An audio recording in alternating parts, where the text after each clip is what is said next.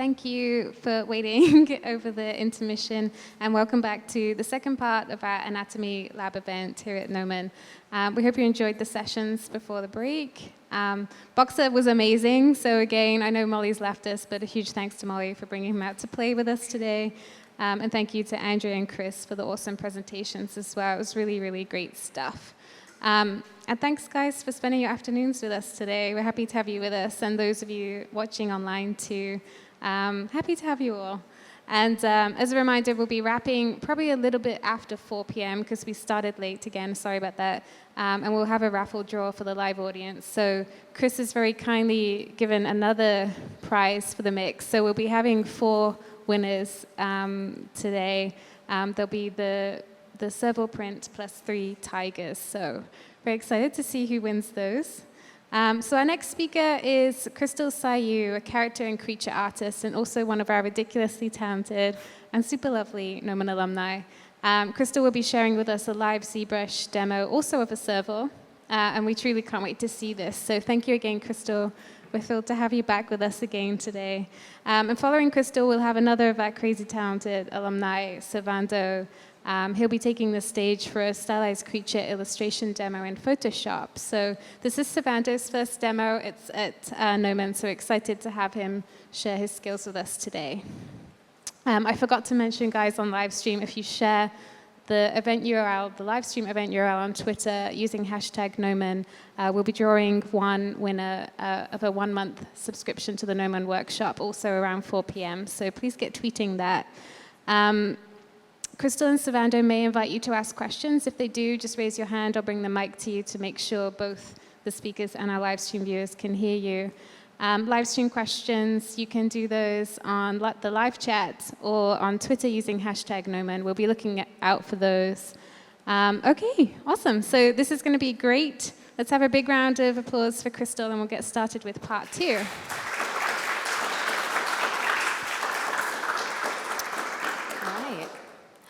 Hello, everyone. My name is Krystal.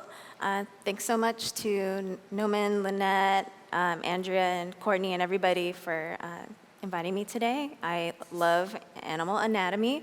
I'm rather obsessed with it these days.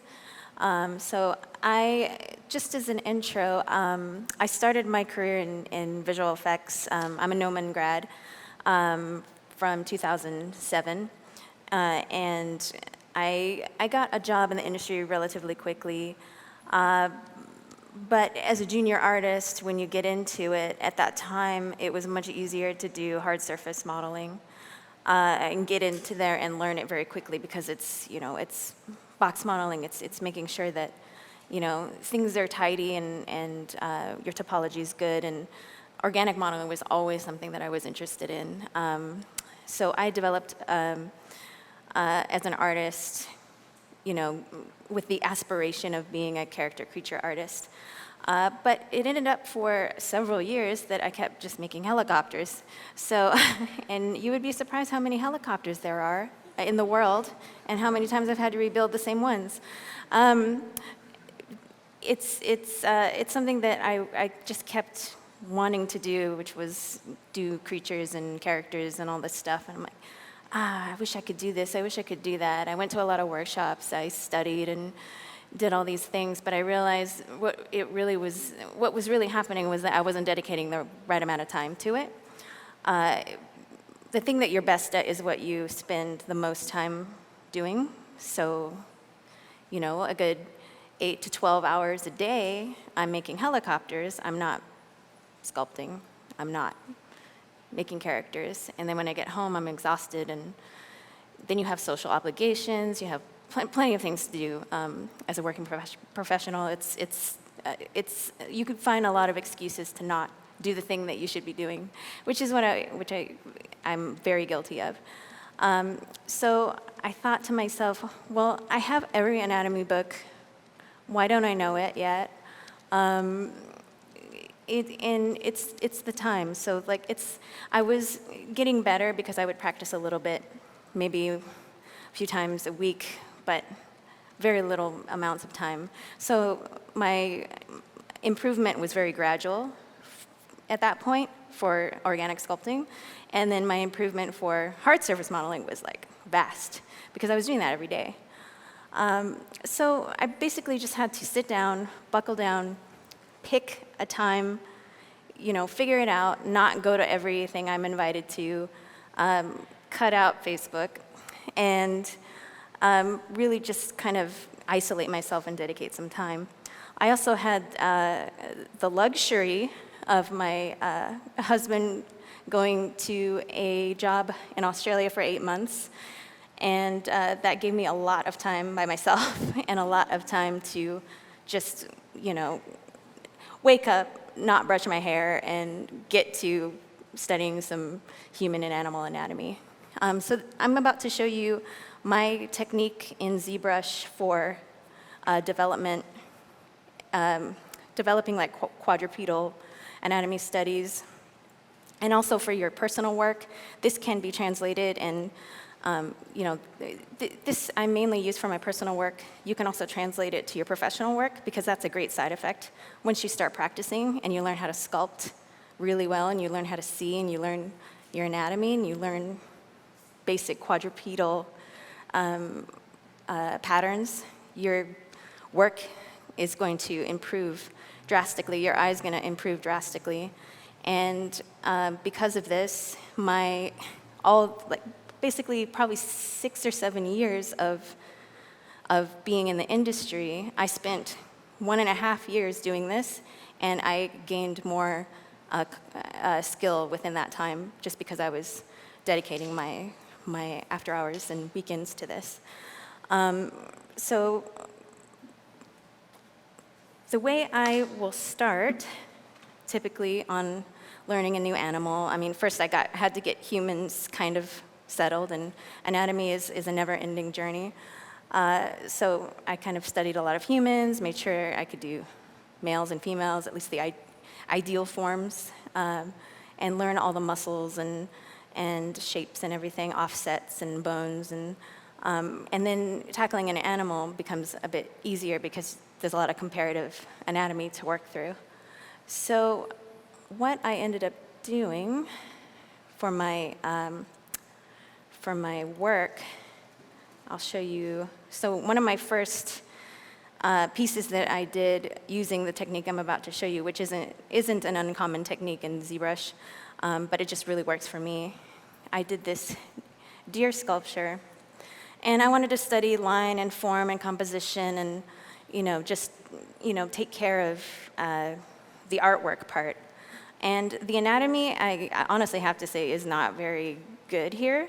I have improved a lot since, and it's really just me copying that Elliot Goldfinger book line by line, and just not really knowing what's going on, but knowing the silhouette and kind of the feeling that I wanted to get.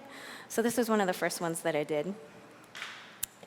Then I did a horse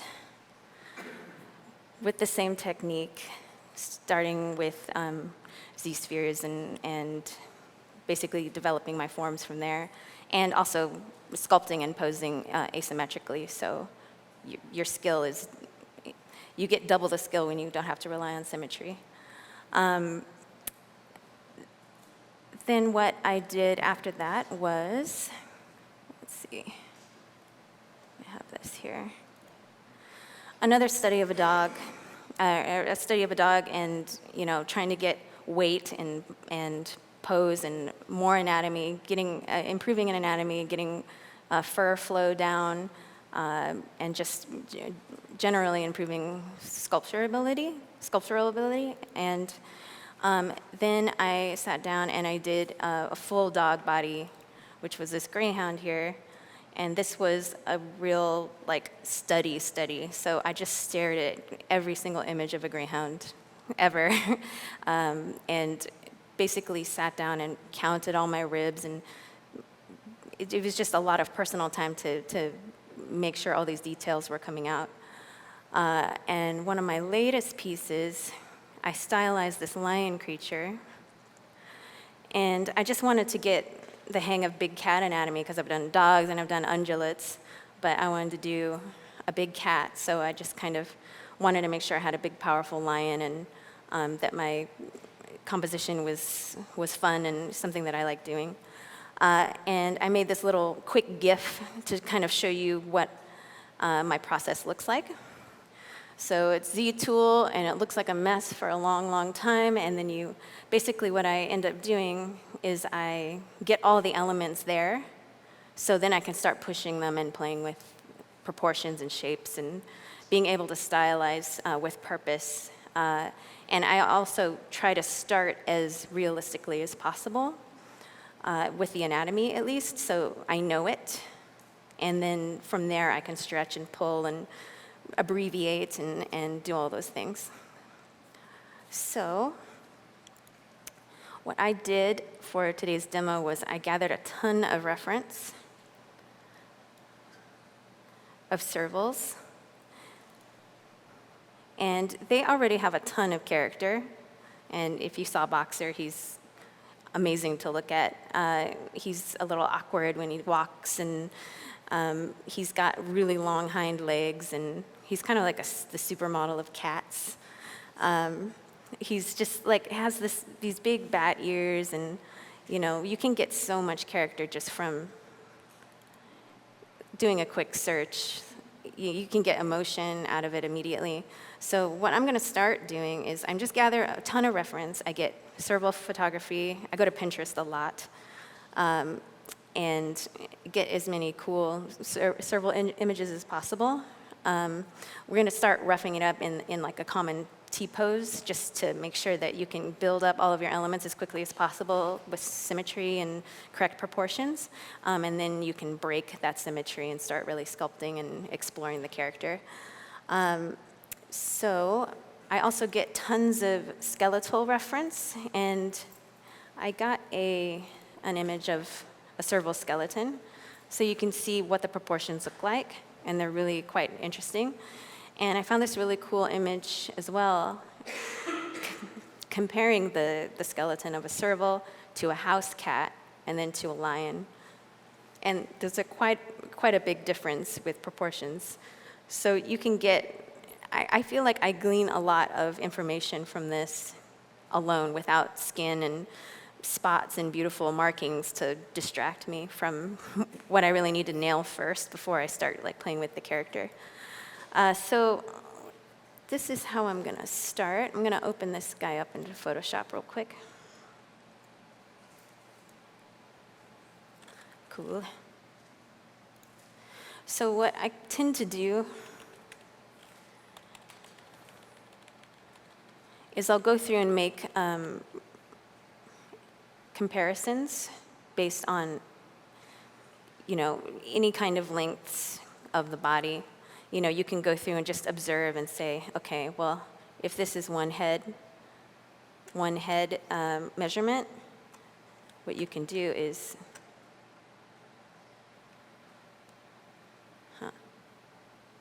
hotkey does not work. What you can do is,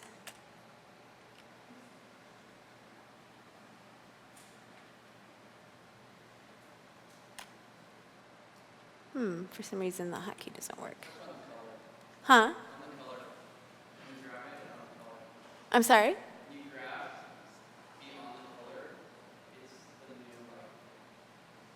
Oh, it's a new Photoshop thing? I see. That's unfortunate. Thank you. So what I do is I just try to compare and say, oh, well, it looks like this shoulder, from the shoulder to the top of the backbone is a head length. Okay, well, that's great. What other things can I see? Well, it looks like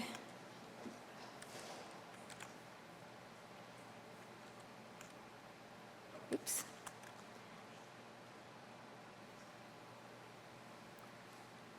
It looks like roughly the pelvis is also a head length. And then I'll just go through and mark areas that I feel like are notable. So this is a pretty long, it's a pretty long leg, and which looks like it's equidistant to, this one. And I'll just make a bunch of notes and size comparisons based on the skeleton.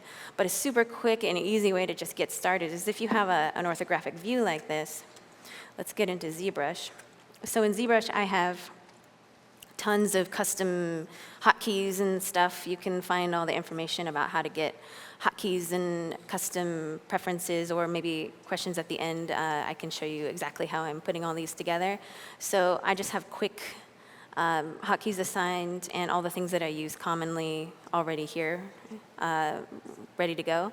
So if I go too fast, please make note of it and let me know if you have a question about what I'm doing or how I'm switching from brush to brush.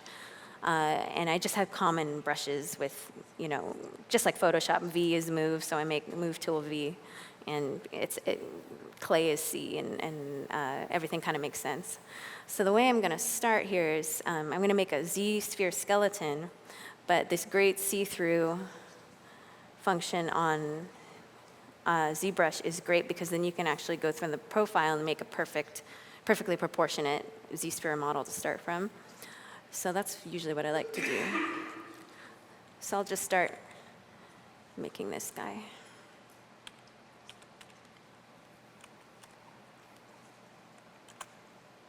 Or not.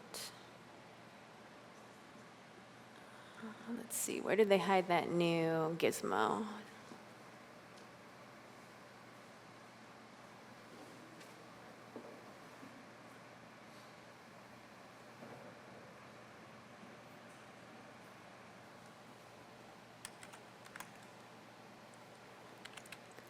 Sorry, bear with me for one moment.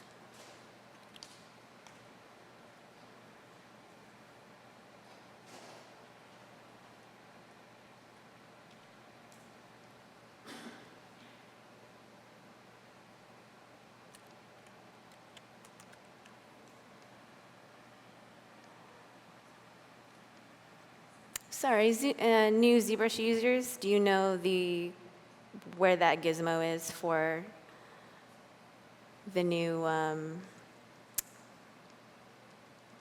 transform tool?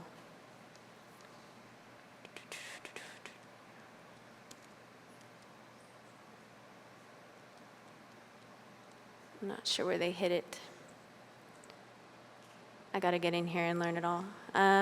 Okay, well, that's fine. What I can do is basically what I'm doing, and I can just show you with a regular sphere. Oh, there it is.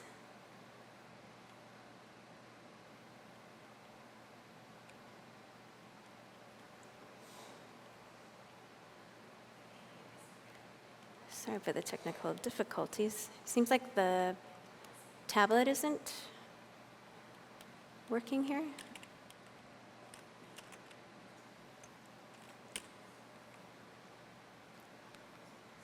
Okay, here it is. There we go. Sorry for that, guys. I like to make my background white so I can see the silhouette better. All right. Cool, it's just these hotkeys aren't quite working. So I'll draw on my Z-sphere and then turn on symmetry. And then from here you can start to pull out a type of skeleton so you can start. And then what I like to do is go to my see-through view, and what's great, I don't have perspective on, but what you can do is you can save your view and save a hotkey for that view. That way, every time you rotate to make sure that things are organized, you can always snap right back. So if you just go to Document Z App Link Properties, you can assign this view to Custom 1. And as you can see, I have a Custom 1 and a Custom 2 with a hotkey of 1 and 2 assigned.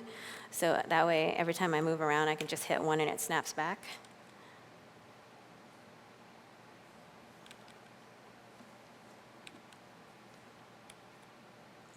All right, cool. So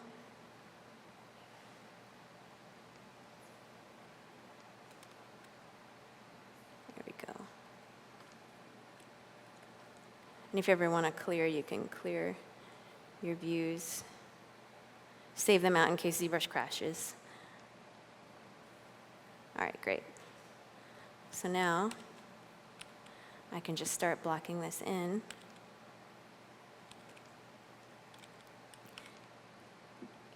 And I just want a starting mesh that I can use that already has the correct proportions, so I don't have to worry about that later.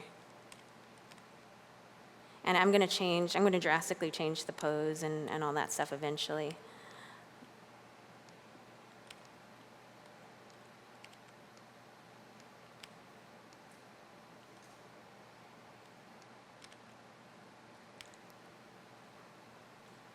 So I'm just dragging these limbs down. And you can take it all the way down to the bottom and then just add your joints in.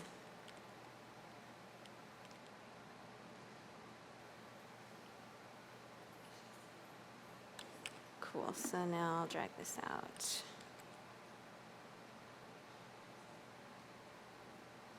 There we go. You can get that tail kind of in a curved position. Everything, what's great about ZBrush is everything that you do, you can always fix it. That's it's so forgiving. Just make a big rib cage, and then I'll start making these legs.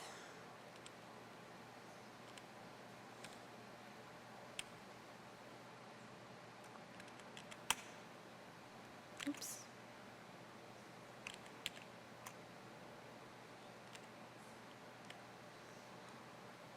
So I'm just doing the same thing, making sure that my proportions are correct.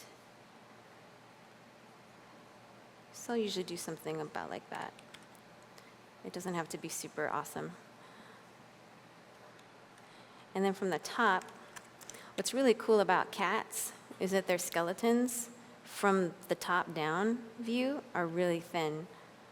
So the classic animal anatomy book, this is super useful just to get, and I realize servals are more graceful and they don't have all this bulk that a lion would have, but the skeleton is essentially, it's going to be pretty streamlined for a predator like this, and the ribcage is so thin from the top. So it was a really interesting observation to see what a cat looks like from the top, because from the side it's a very, very big blocky shape. And I look at my house cat too, and he's like enormous, and then I see him sit down and he's like a flat pillow that's deflated.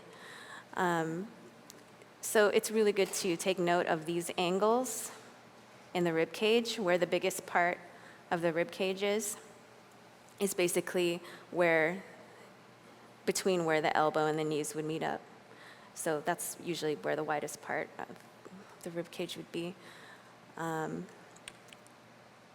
So I just want to make sure that I'm keeping that looking correct. And then as far as the front and the back, I just want to make sure. So let's see what the reference looks like.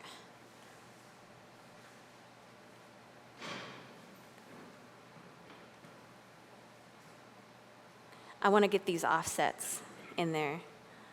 And usually for a quadruped like this, the offsets are going to be similar, even though it's a different cat.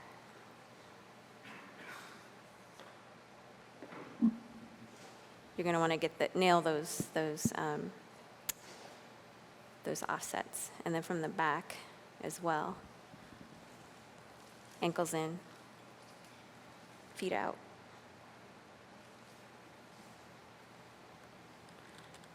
And then you can make some decisions as well about how big you want some of these volumes, because you're going to have to go in and inflate a lot of this stuff as well. Cool. So let's say, this is kind of what you want. Excuse me. What you can do is go to your adaptive skin, preview it, and then you can see what it'll look like as a mesh.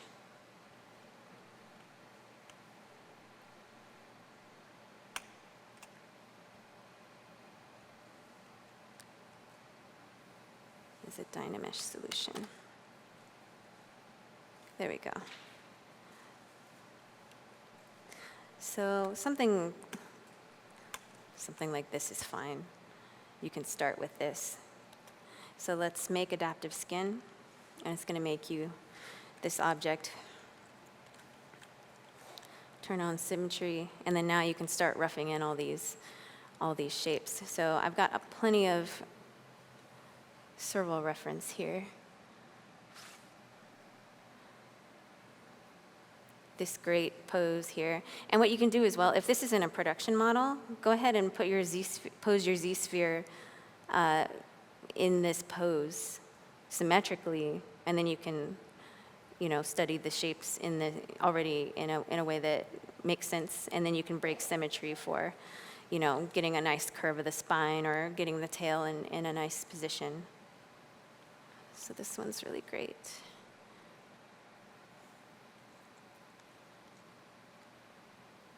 This guy, and I really want to see,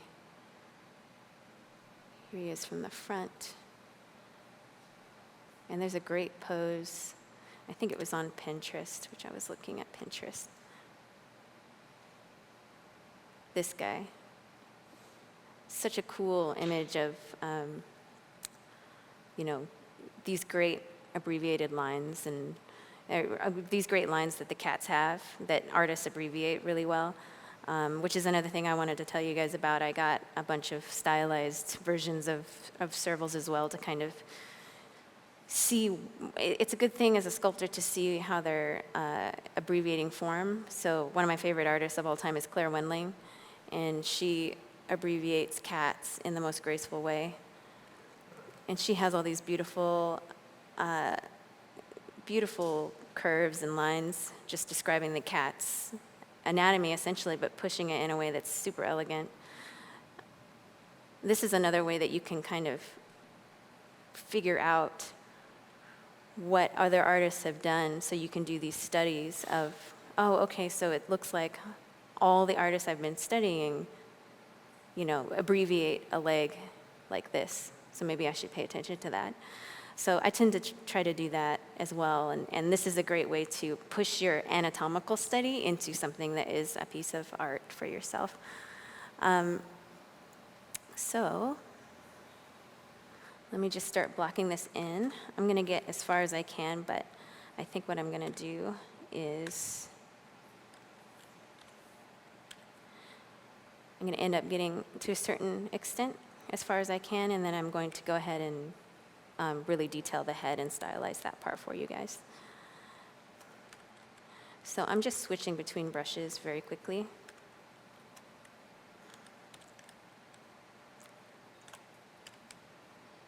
And I want to get this big shape right here.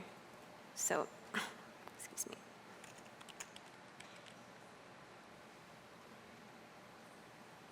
I'm paying attention to my lines, and sometimes I'll change my color to be a bit darker, so on that white background you can really see that silhouette.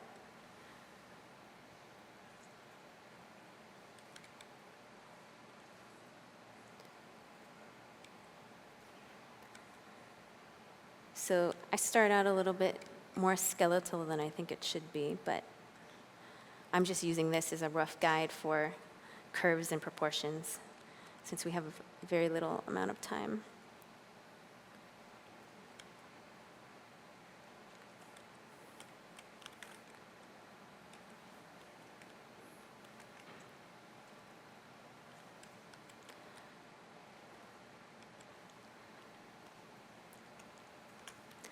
I use clay buildup quite a bit just to get some nice rough shapes.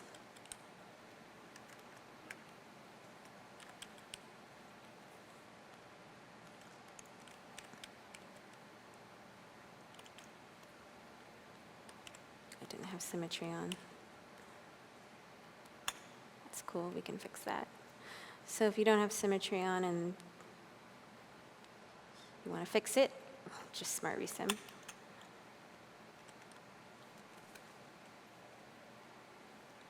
Cool.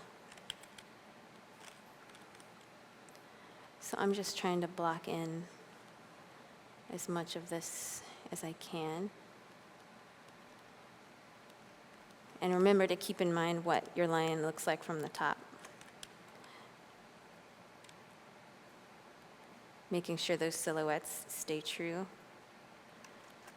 is really important.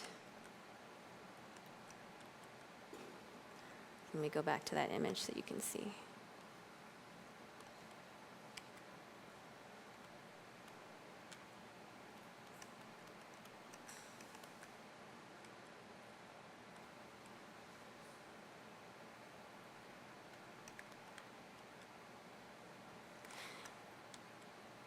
And as far as anatomy goes, I mean, I've done a lot of quadrupeds, so I just kind of know a lot of lines and shortcuts to some of these muscles, but I would highly recommend going through and just studying everything, getting that anatomy book, and figuring out and tracing the muscles on first, and then figuring out which ones they are, and then also figuring out which ones they are in comparison to a human. That's huge. Just making that little skin flap that all cats have.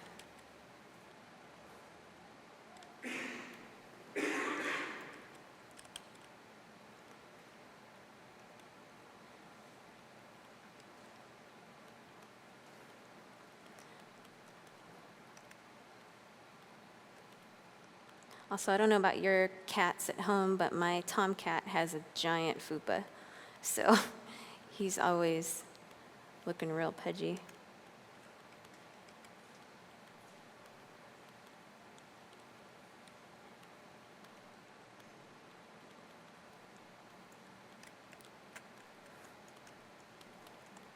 And this is gonna look pretty rough for a while.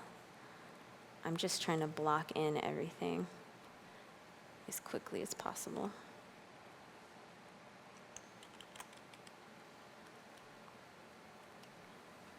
Let's get your knees in there.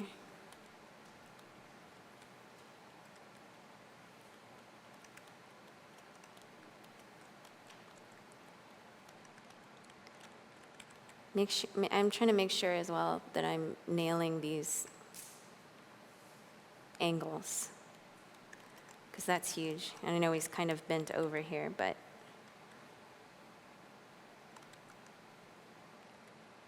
you can make sure that you have the right thickness, or even do the view, on top of this guy to make sure that your angles are looking correct.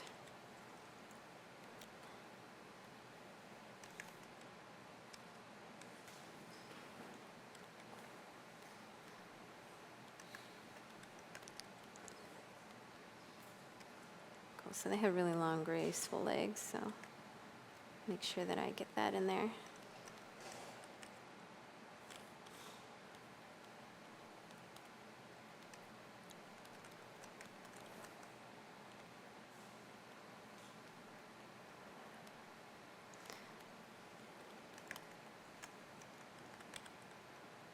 And it's all about nailing these shapes that actually make what your character essentially is, and how it's going to read correctly. I also like to leave landmarks in there to make sure that I know where my pelvis and where my scapula are.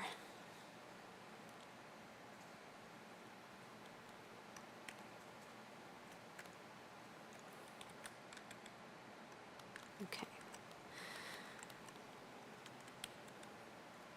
It's a super rough body, but we can come back to that. I want to make sure that I get at least an approximation of the face right now. So usually what I do is I will both look at reference of the face of the animal, and then the most important thing that I do is find skull reference. So I like to block in the skull very first thing before I even attempt to put flesh and everything on there. So just hide all that. And this is such a useful drawing, because the cat's covered in spots, and it's really hard to find form because he's soft and has all these beautiful markings, and you get distracted, and then you realize, oh, that's not, I can't figure out what that shape is. So what I tend to do is simply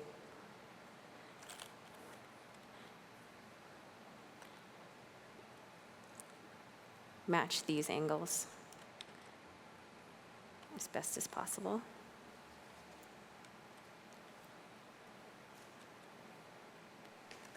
Because you're not going to get this information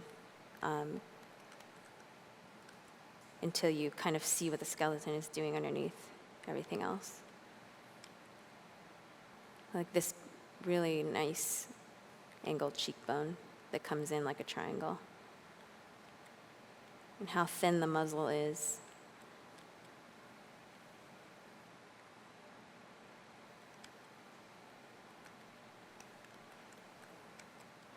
And then from the front, I can also smooth that up a bit. There we go.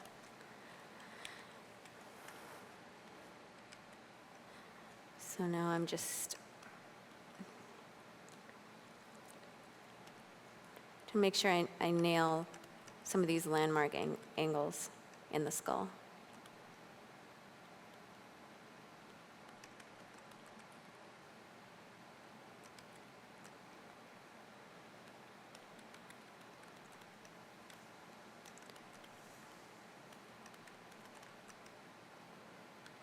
I feel like you often pay too much attention to surface detail, and then something's wrong, but you don't know what it is, and the best way to figure it out is through interpreting the skull. All right, cool.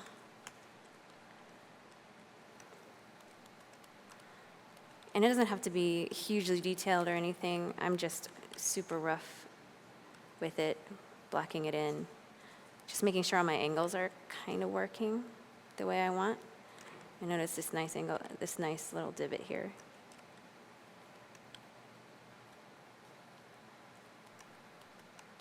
It kind of does this M shape.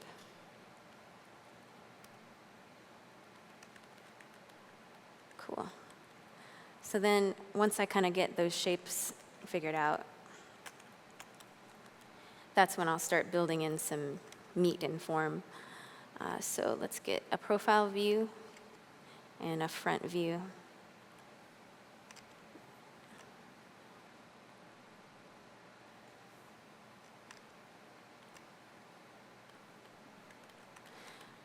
So let's start adding some characteristics that are unique to servals. And the big thing is these huge ears. So I'm just going to mask out an area to pull some ears from.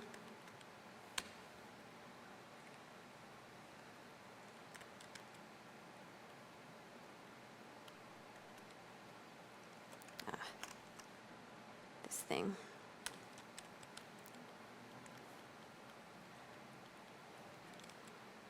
So I'm being super loose and super messy about this because everything can be fixed in ZBrush and tidied up. I just want to get like I said, I just want to get all of the elements in there, and then I can start playing around. So it's going to be real messy for a second.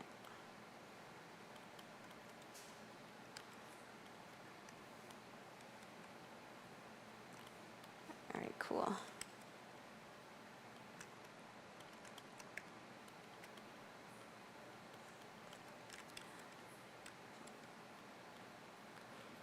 Pull these giant ears out.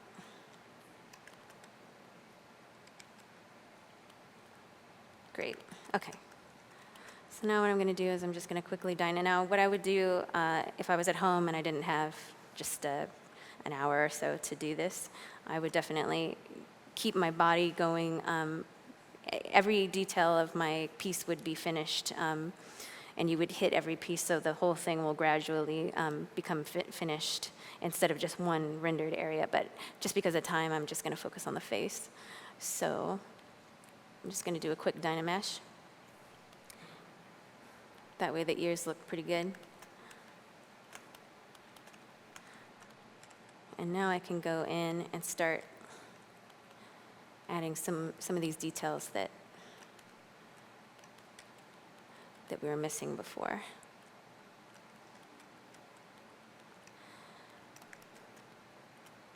I'll also go in and add eyeballs usually. So the way I add eyeballs is I just make sure there's a sphere in your dock here, and then you can go to Subtool and insert that sphere into your Subtool palette. And there we go.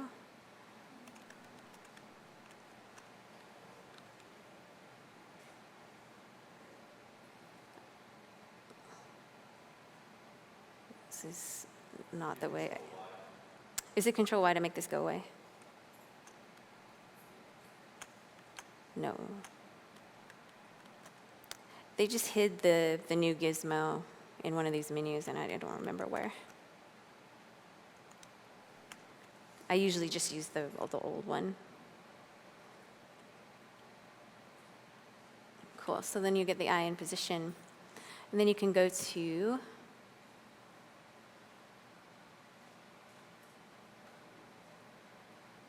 Z plugin, Subtool Master, Mirror, Append, X-axis, yes. So now you have eyeballs. You can play with how far they are, but and how big they are.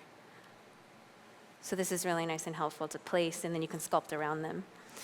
What I also do is I bake in color and some material just to help me design. So I'm going to also be putting in a bit of color for this guy. So I'm just going to pick the toy plastic shader, and I'm going to turn this black.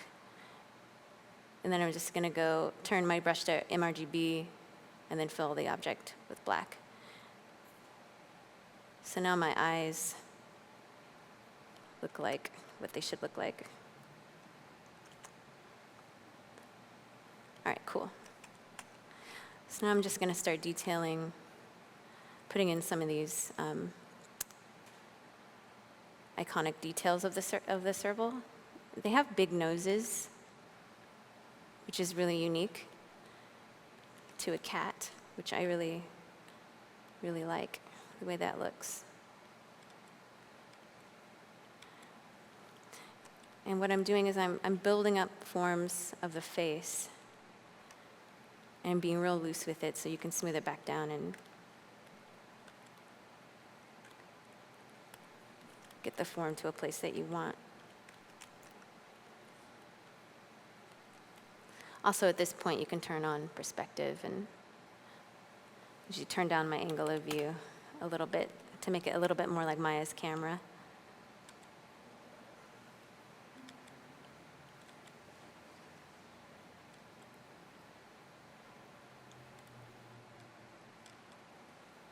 It's getting closer. It doesn't quite look like a cat yet,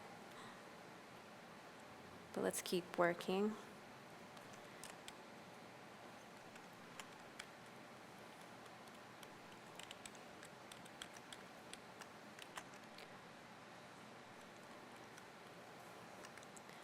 I use a standard variant brush where I have alpha 46 on, and the only other thing that I do is I make sure to have in my brush settings, stroke settings, under modifiers, I make my roll distance 3. That way it makes this nice sharp line that I can draw in anatomy and everything. Add some more resolution. So I'm just going to try to get this nose kind of working. Get these shapes in there. You can also reference the lion facial muscles or house cat reference as well. I think I got some facial reference. So there's a few shapes that you should be aware of. This muzzle line here, and then this muscle right here that goes to the ears. It's pretty common in dogs and, quadrupeds like this. So, just letting you know, I'm pulling from a library of anatomy that I've already kind of gone through, and I just sort of know it. But I constantly have so much reference around me at all times. So let's see.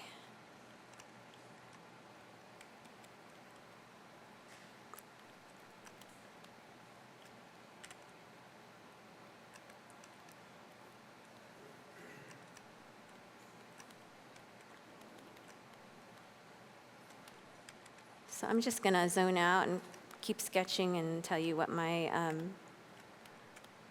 what my thought process is, but it's pretty much just trying to get the shapes in there, making sure this eye shape is rounded the way I want.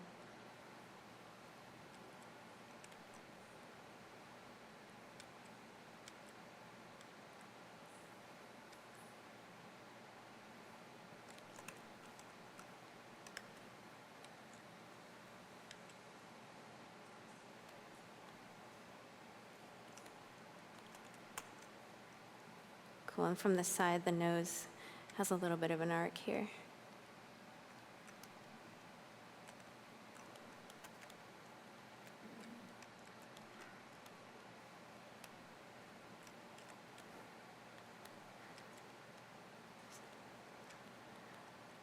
So I'm just going to keep sketching. If there's any questions or anything, you can just let me know, but I'm going to kind of do this for a second.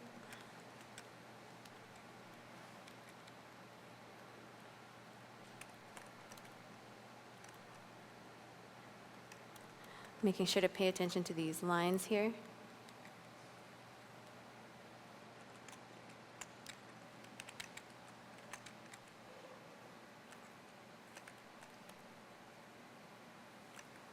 This chin is smaller than you think.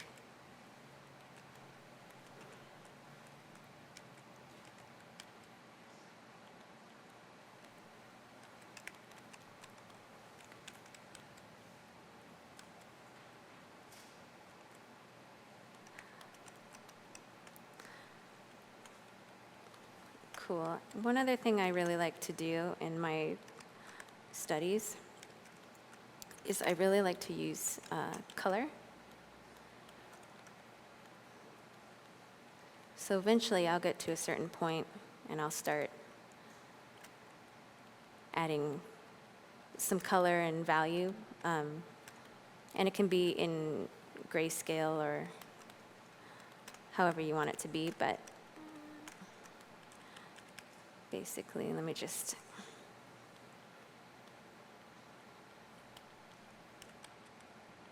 pitch that area a bit. Cool. Okay.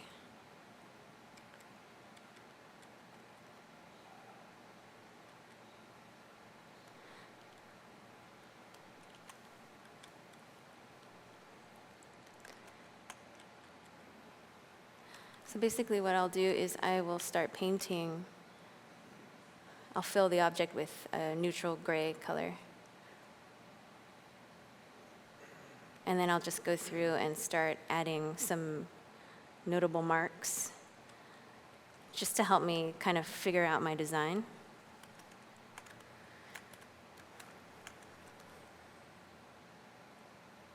So, you know, he's got this lovely eyeliner.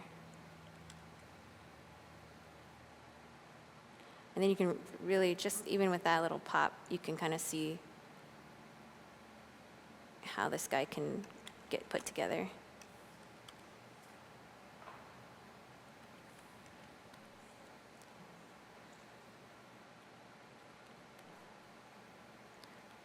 And I'm just using my standard brush as a paint tool right now.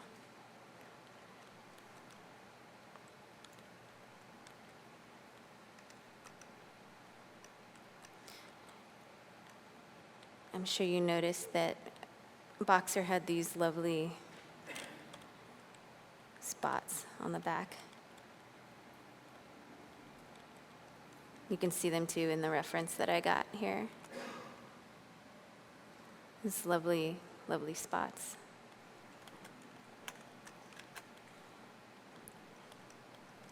I also have images of the back of this guy, so I can start, here we go, getting some cool stripes in there.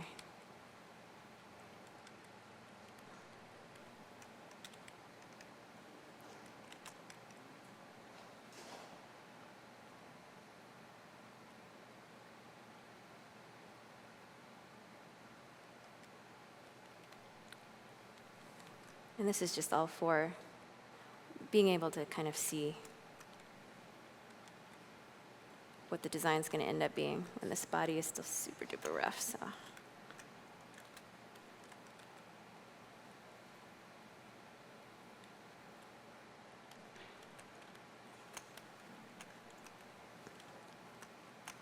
cool.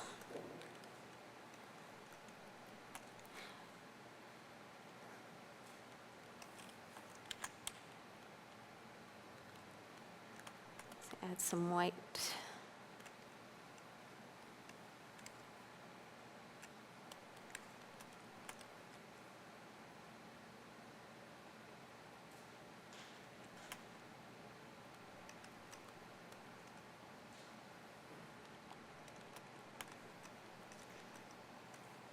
Cool. So I'll just keep getting some shapes in here, refining as I go.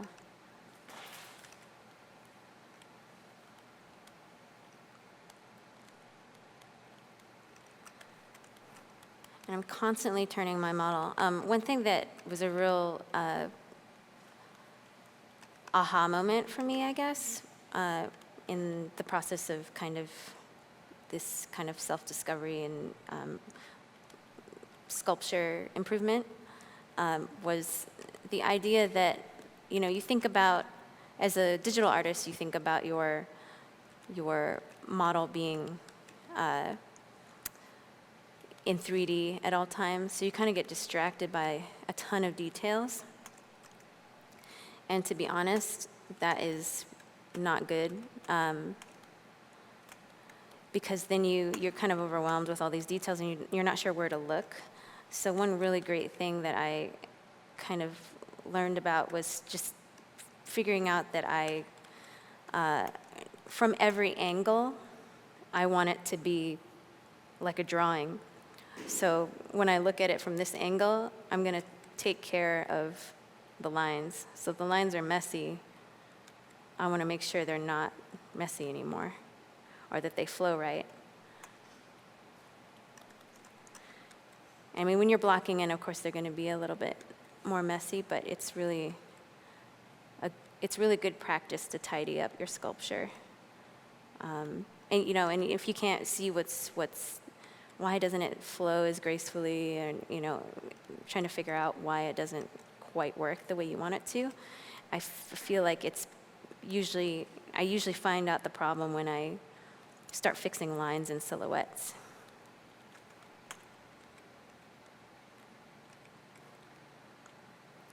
Let's get this guy in there.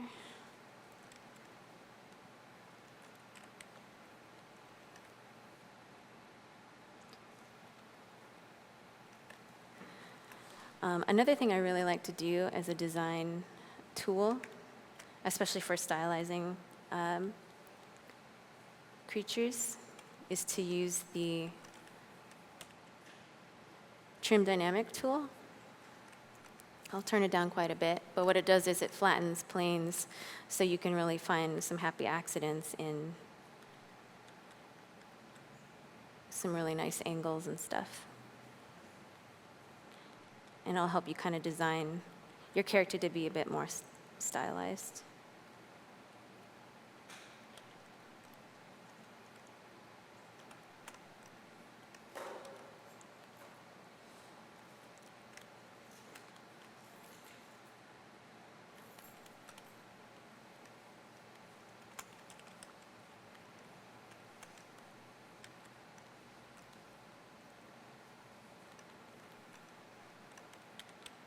I'm going to add some more spots real quick.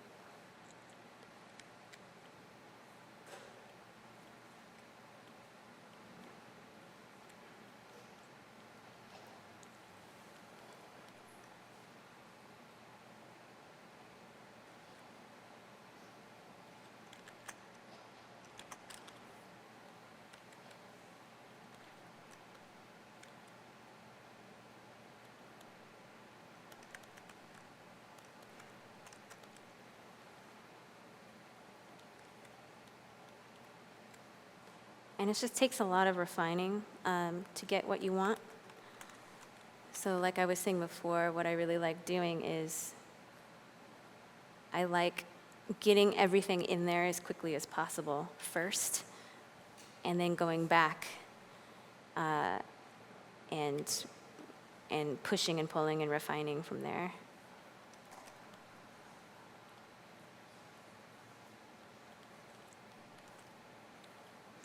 Because now you can really start playing with angles and shapes, getting all these nice angles working here.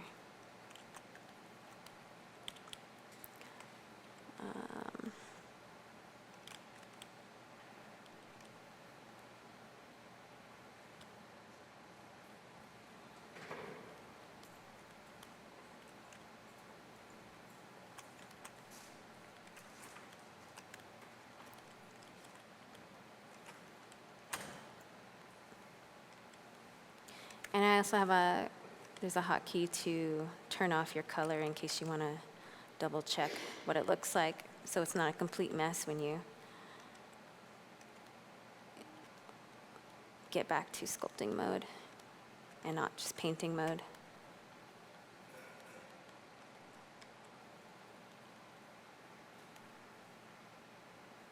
I'm getting all these nice angles just as happy accidents while I'm doing this.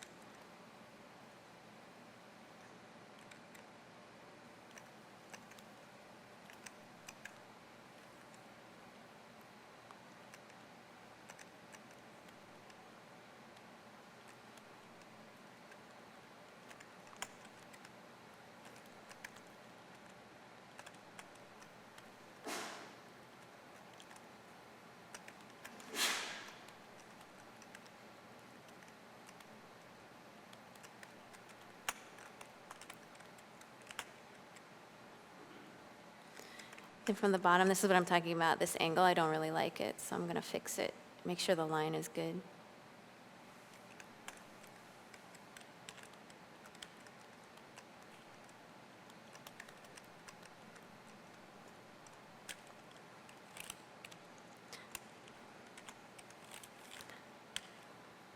I can also go ahead and add a little bit of color to his eye here. Not too much, just a little bit.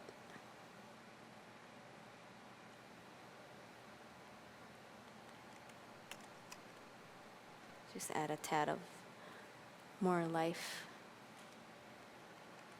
All right, cool.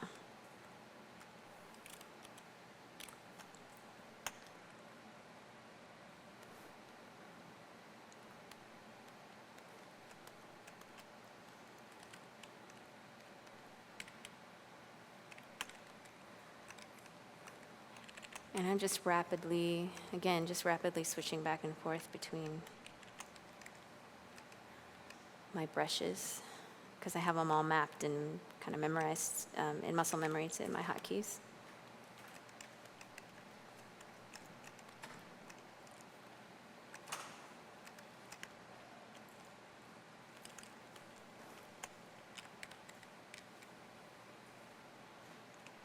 So at this point, you know, as I refine and I keep looking at my character, you know, as a 3D artist, you're kind of thinking about production a little bit, and you want it kind of neutral.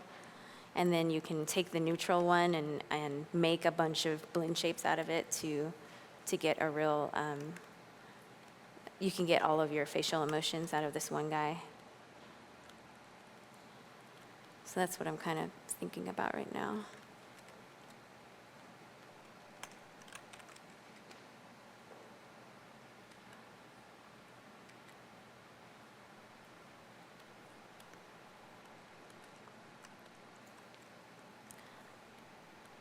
Also looking at him from this angle to this angle. It's a really great exercise to copy from what you see. It's like little angles that you miss, and then when you fix them, it makes a world of difference. Just seeing how that nose protrudes.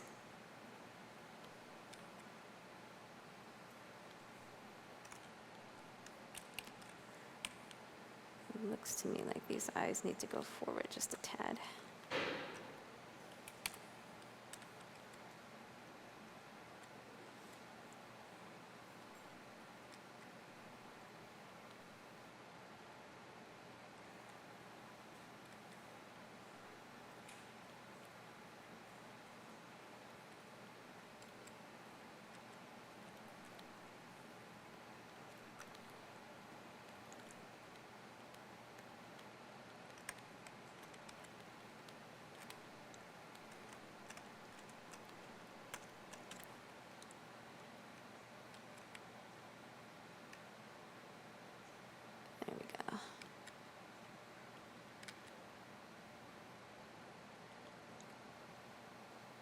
adjust that a little bit.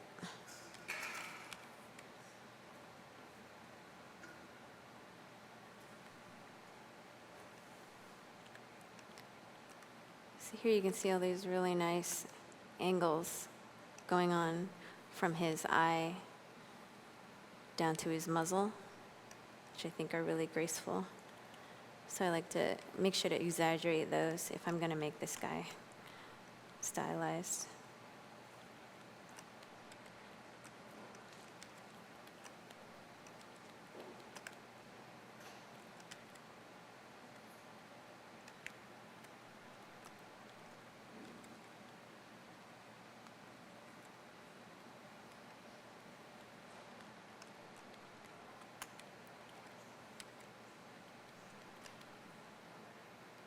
So I want to make sure I get this really diamond-looking shape of his face.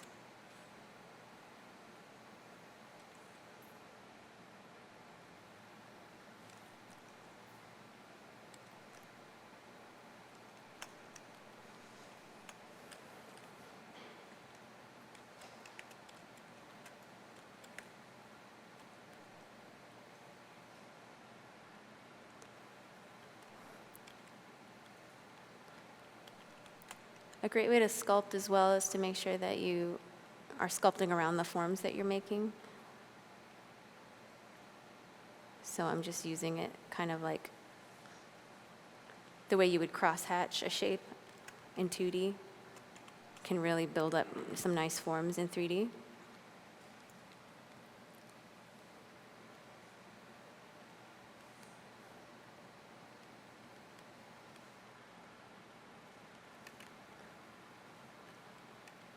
So once you start learning your anatomy, you can really use the anatomy to your advantage to enhance lines and make a lot of decisions about like where to enhance and where not to based on what you know. Get this nose looking nice.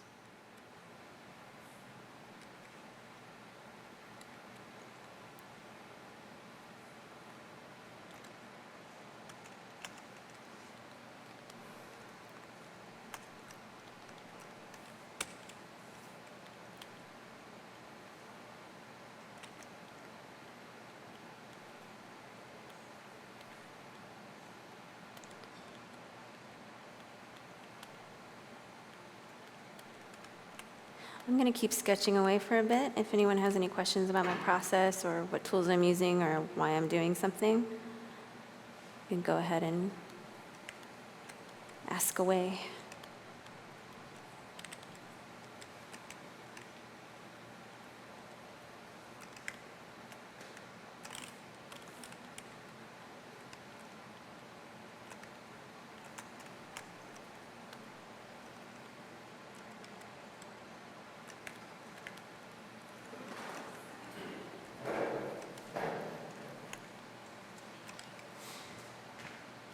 Okay, we have a question for you, Krystal. Okay.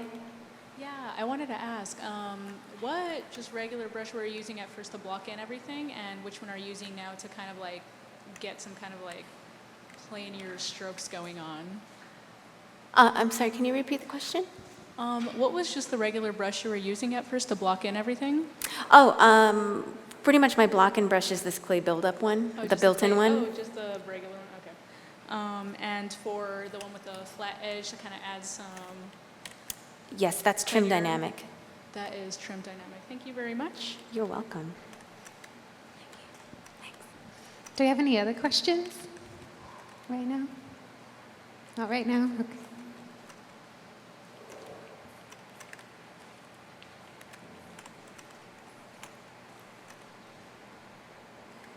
There's another angle here I don't like.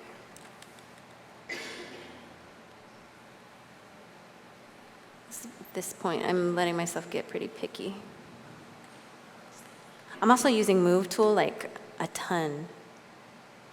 That's my main tool to fix my lines and silhouettes. Krystal, one of our live stream viewers is curious if you have any tips or advice for sculpting fur. Oh, yeah, sure. I can do a little bit of fur on this guy in a second. Yes, so fur. Basically what I like to do with fur is you kind of have to break it up. So for example, if you look at a big fluffy, like a lion mane,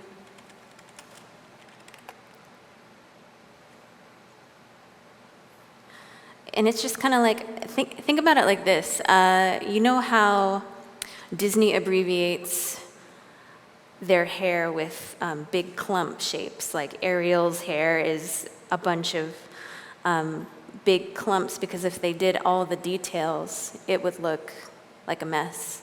So they pick some really nice, big, blocky shapes to make Ariel's hair kind of look, and all the princesses, all the characters in general, and the new ones as well, like the Tangled characters.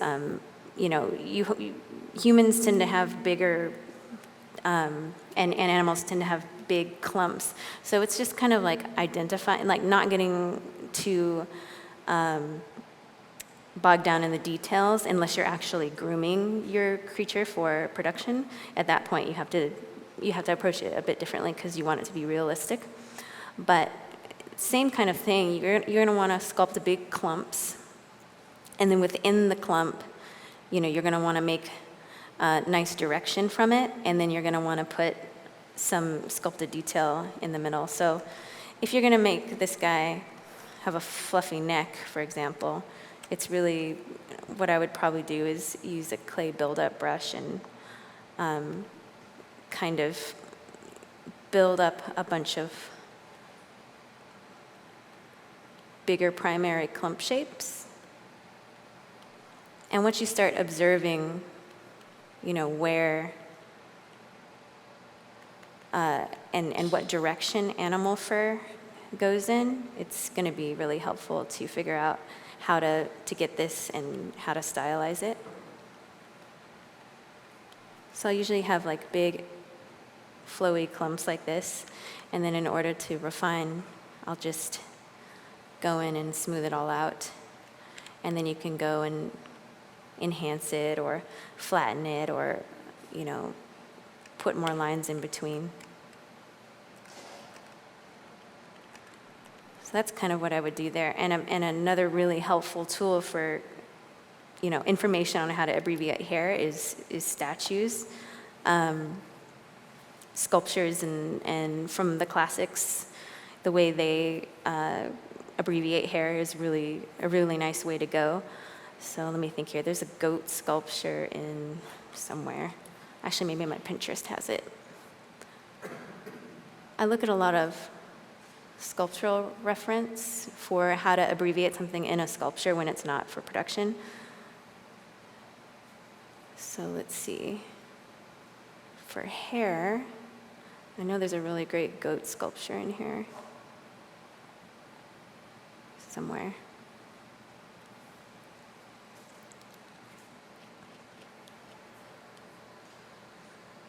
I mean, this artist, Beth Kavanagh, she's amazing. She will really abbreviate something with a lot of style,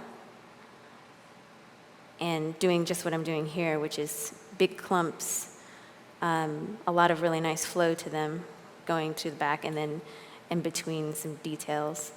So that's a good bit of reference. And then also there's this goat statue. There's this guy,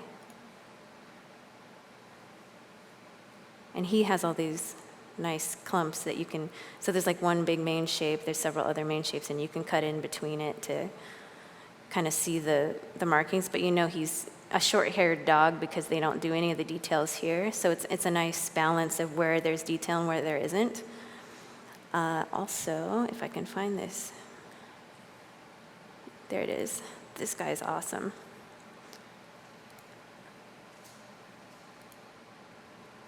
So just seeing how they've abbreviated these fur clumps is really nice, and you can see all the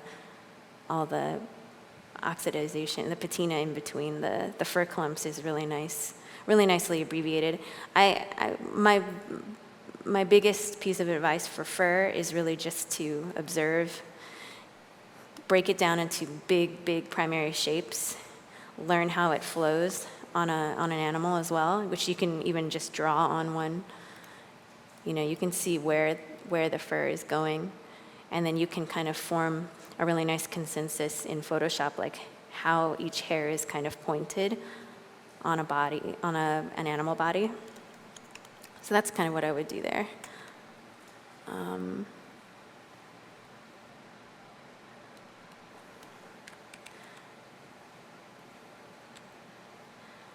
going to continue on this guy really quick. What's really nice too about ZBrush is,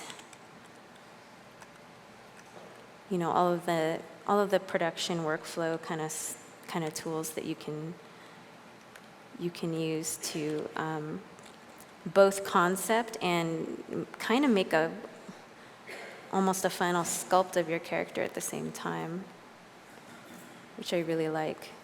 Because even though this is like a super messy thing, you just project it on some new topology, and then you have it.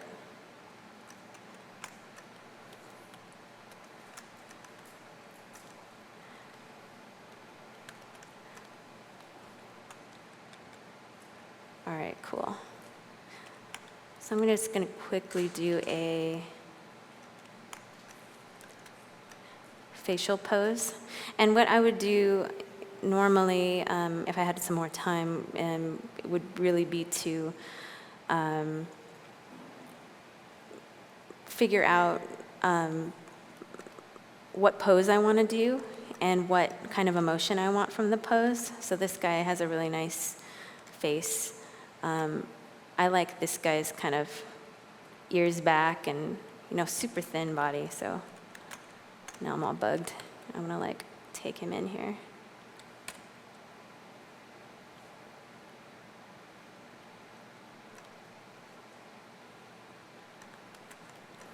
Which I know I'm not supposed to touch that part.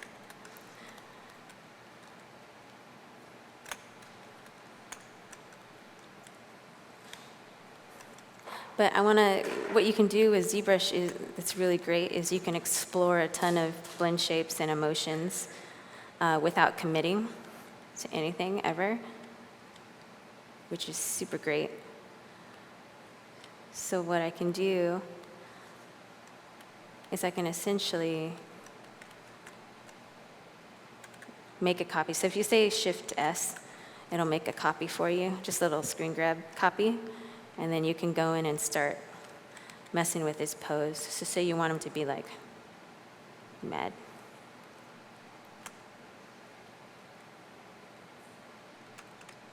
And you want his ears kind of back like that, like he's a little PO'd. Just mask him out, and then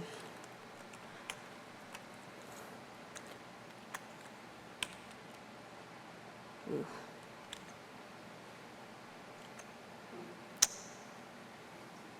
Oh, I hate this new thing. If I could only figure out where the thing was to make it.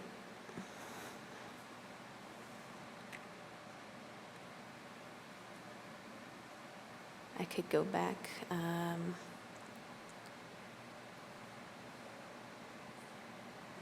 Some of these interfaces might have the little hotkey built in. I know that they put it in the new version, and then, of course,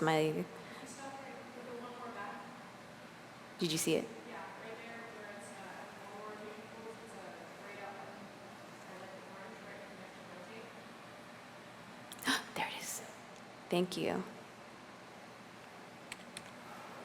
Get out of here. Sweet. Thank you very much. All right. So now I can do things normally.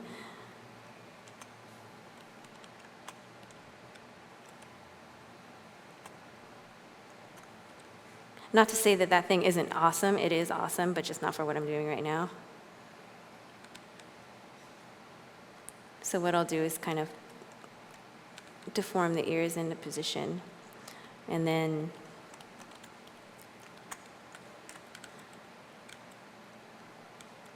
smooth it out and tidy it up to fix the parts that are shearing.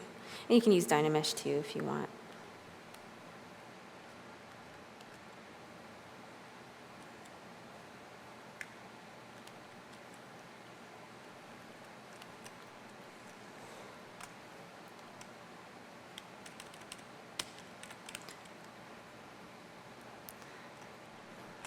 So he's not happy. But what I can also do is play around with an asymmetrical pose where he's kind of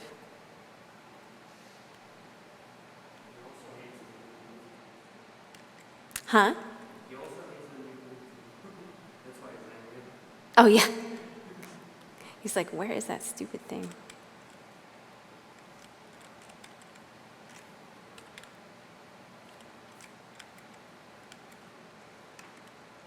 So then you can just start building up a lot of great character faces and, you know, really figuring out who your character is and having fun with the pose and making it cartoony or realistic or giving them a lot of emotion. One thing that I also use like crazy if you're going to study this, just look at any animated film, especially Disney or, I don't know, Zootopia is an incredible world of reference for how to give a lot of animals with a lot of different shapes, different emotions. So you could even straight up just copy like, you know, one of those Zootopia character lineups, and then you can really practice what the emotions are going to look like. Luckily, servals just like come with a ton of emotion already. So just getting that's so great. And this is kind of a different guy with a different shape, but you can also tailor it.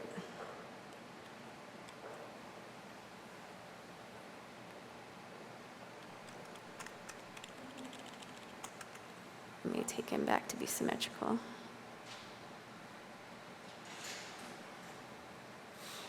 There we go. So you can really nail this eye shape.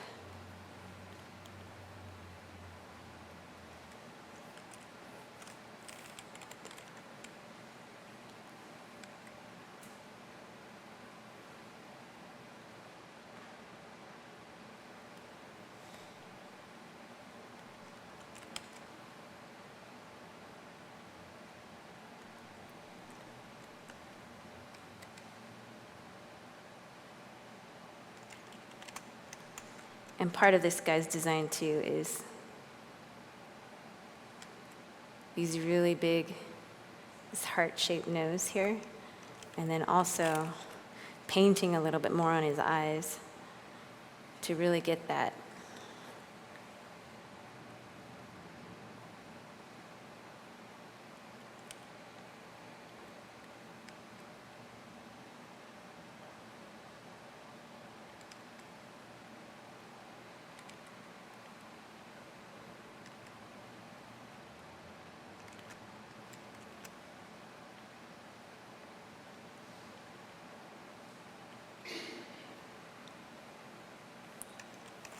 He's also kind of looking a different way, so you can, you know.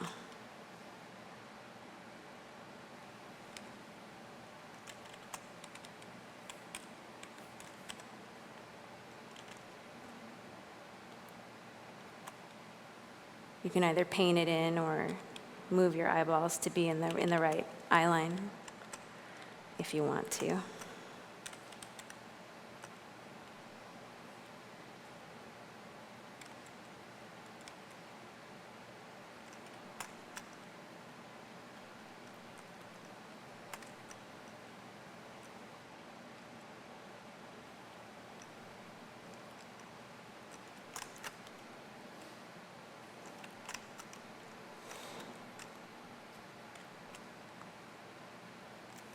There's also these great ones here with his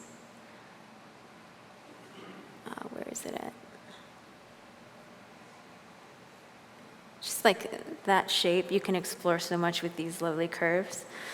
And also, Chris mentioned in his presentation about, studying the form and how to break it down and into its base elements and making sure that all of these elements are considered and in a library in the back of your head before you start acting on stylization, which I think is a great way to approach it. Really understand what your subject matter is and do studies, because, and this is something that it's hard to grasp when you don't have a lot of time in your day, but if you say you set out to make 10 skulls in ZBrush quickly, make all 10 as best as you can within an hour or something or less, as detailed as possible, and you will see such a difference between your first skull and your 20th skull.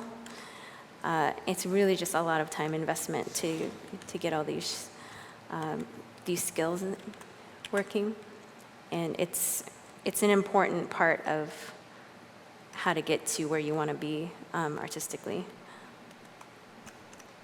Krystal, we have a couple of questions coming in on live stream. People are curious of your thoughts on using Dynamesh and Z-Remesher versus the process you've demoed today, and do you always start from Z-spheres? For my personal work, I use all of those things recklessly. For production, you're going to want to never limit yourself if you're going to be sculpting something in ZBrush. I know that there's like a more rigid, there was a more rigid approach where you build your base mesh in Maya first, and you're really strict about it, and you have to use that one, and you have to be symmetrical the entire time, and you have to make sure that everything is kind of set up for success down the line.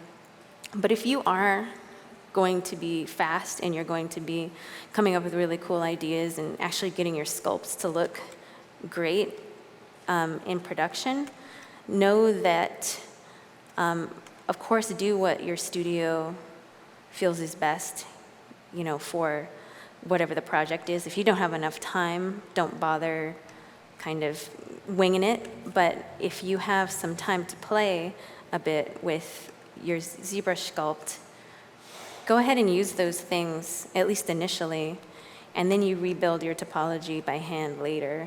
There's nothing you can do that's going to mess it up. It just ends up becoming your scan at the end of the day that you shrink wrap any of your new topology onto.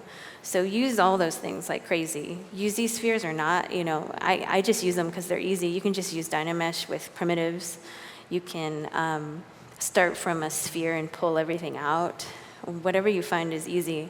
I just like the Z-spheres because I can pose it symmetrically with correct proportions, and then from there I can break symmetry and really get a nice pose started. So I wouldn't do, like this whole guy was symmetrical. I would probably not do that if I was going to do, I would pick maybe this pose or, this pose and kind of get my initial skeleton working proportionally based on the Photoshop image in the background, and then I would go in and pose it the way I want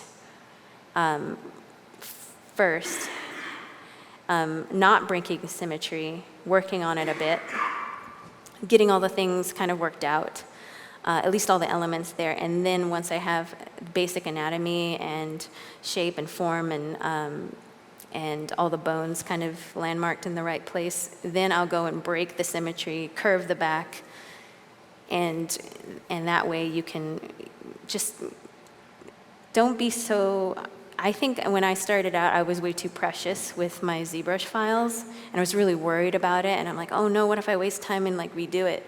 And now it's like, oh great, I get to waste time and redo it because the second time I do it, it's gonna be so much better, and I've gained a new skill.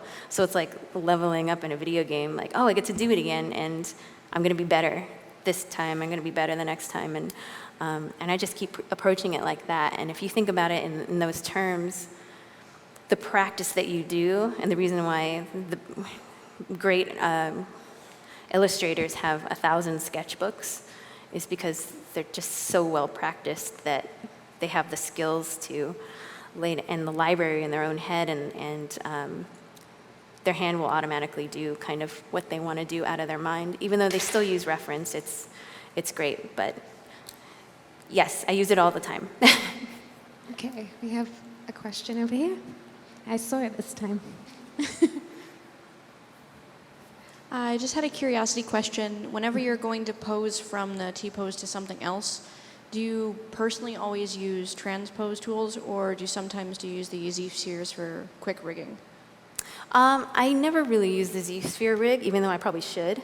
I don't know what it is. I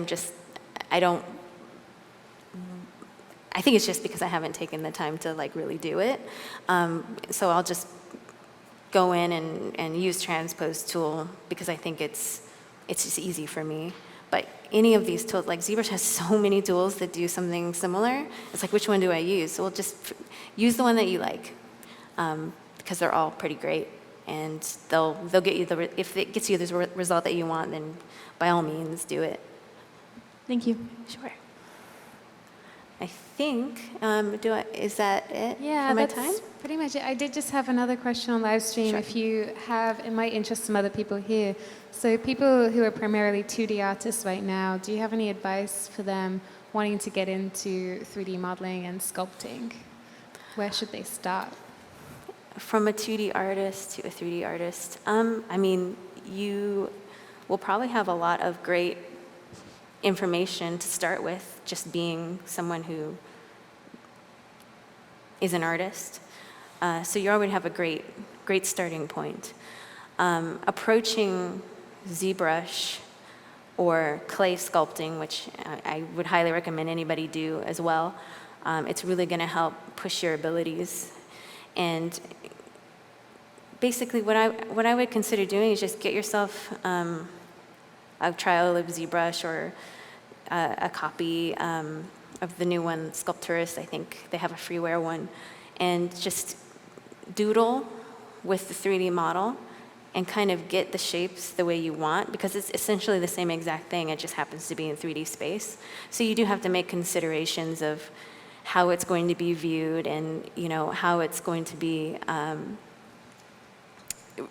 If it's in production, then you have a lot more technical considerations to think about. But at least if you can get the shapes there, just you know how good you are with your 2D art. So definitely just give it a try and start doodling. It's the same kind of thing, and I would argue drawing is harder because it's quick, it's gestural, it's more. There's a lot less fixing that you can do, and with 3D, there's a lot of really great tools to help get you organized back into shape. So I'm pretty jealous of 2D illustrators myself. So I think you guys already have a leg up just by doing what you're doing.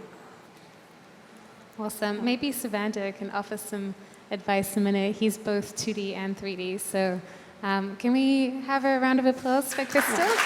Thank you.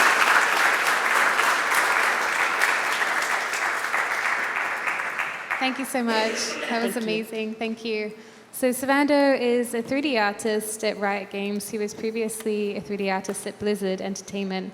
But today he's going to do a walkthrough of his 2D pipeline in Photoshop. So Servando, would you like to come on up? Can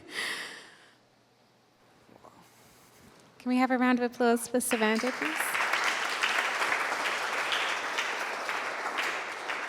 And don't forget, we'll be doing the raffle around, well, as soon as Servando has an hour of his presentation, so we'll do the raffle as soon as he's done. So thank you so much for sticking around, and sorry that we ran a little bit over today. Where's the pen? Oh, I was like, am I blind? Okay. Whoa.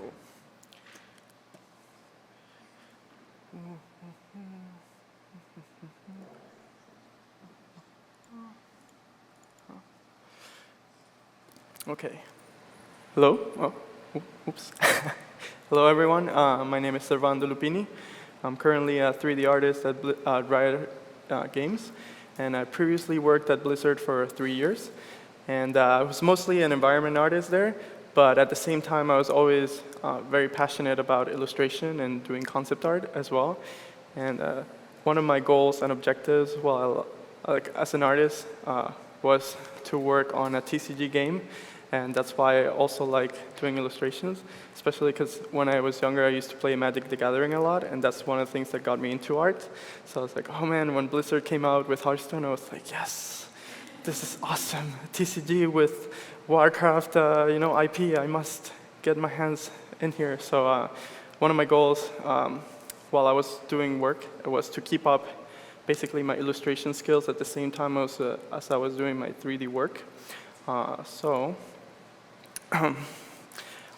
One of the steps I took to achieve this goal was I started taking classes and educating myself after work. I took Sam Nielsen's Story for Lighting and Concept class in Schoolism, which if you want to do illustrations, I definitely recommend taking this class. Like, it just blew my mind. It solved a lot of unanswered questions that I had, and it helped organize my pipeline to be more productive and make less mistakes. So I'm going to show you a couple pieces that I've worked on. And so this one was before I actually took Sam's class. And it's funny because one of the first things he talks about in this class is there's basically two different types of artists, discoverers and planners. And discoverers are basically artists that start working. They don't really know or are not sure where they're going, but as they go and start their painting, it kind of progresses to something, and they develop the story and character of whatever subject matter they're working on. And this is a cool method because it gives you a lot of flexibility, and you can end up with a really cool result. And then the planners are people who usually plan ahead before starting a piece. They gather a bunch of reference, they create stories in their minds, they develop the world, and they do a bunch of sketches and ideations before even beginning to do the illustration. And so he also talks about kind of the pitfalls of both of them. And I personally, I think I fall into the category of discoverer.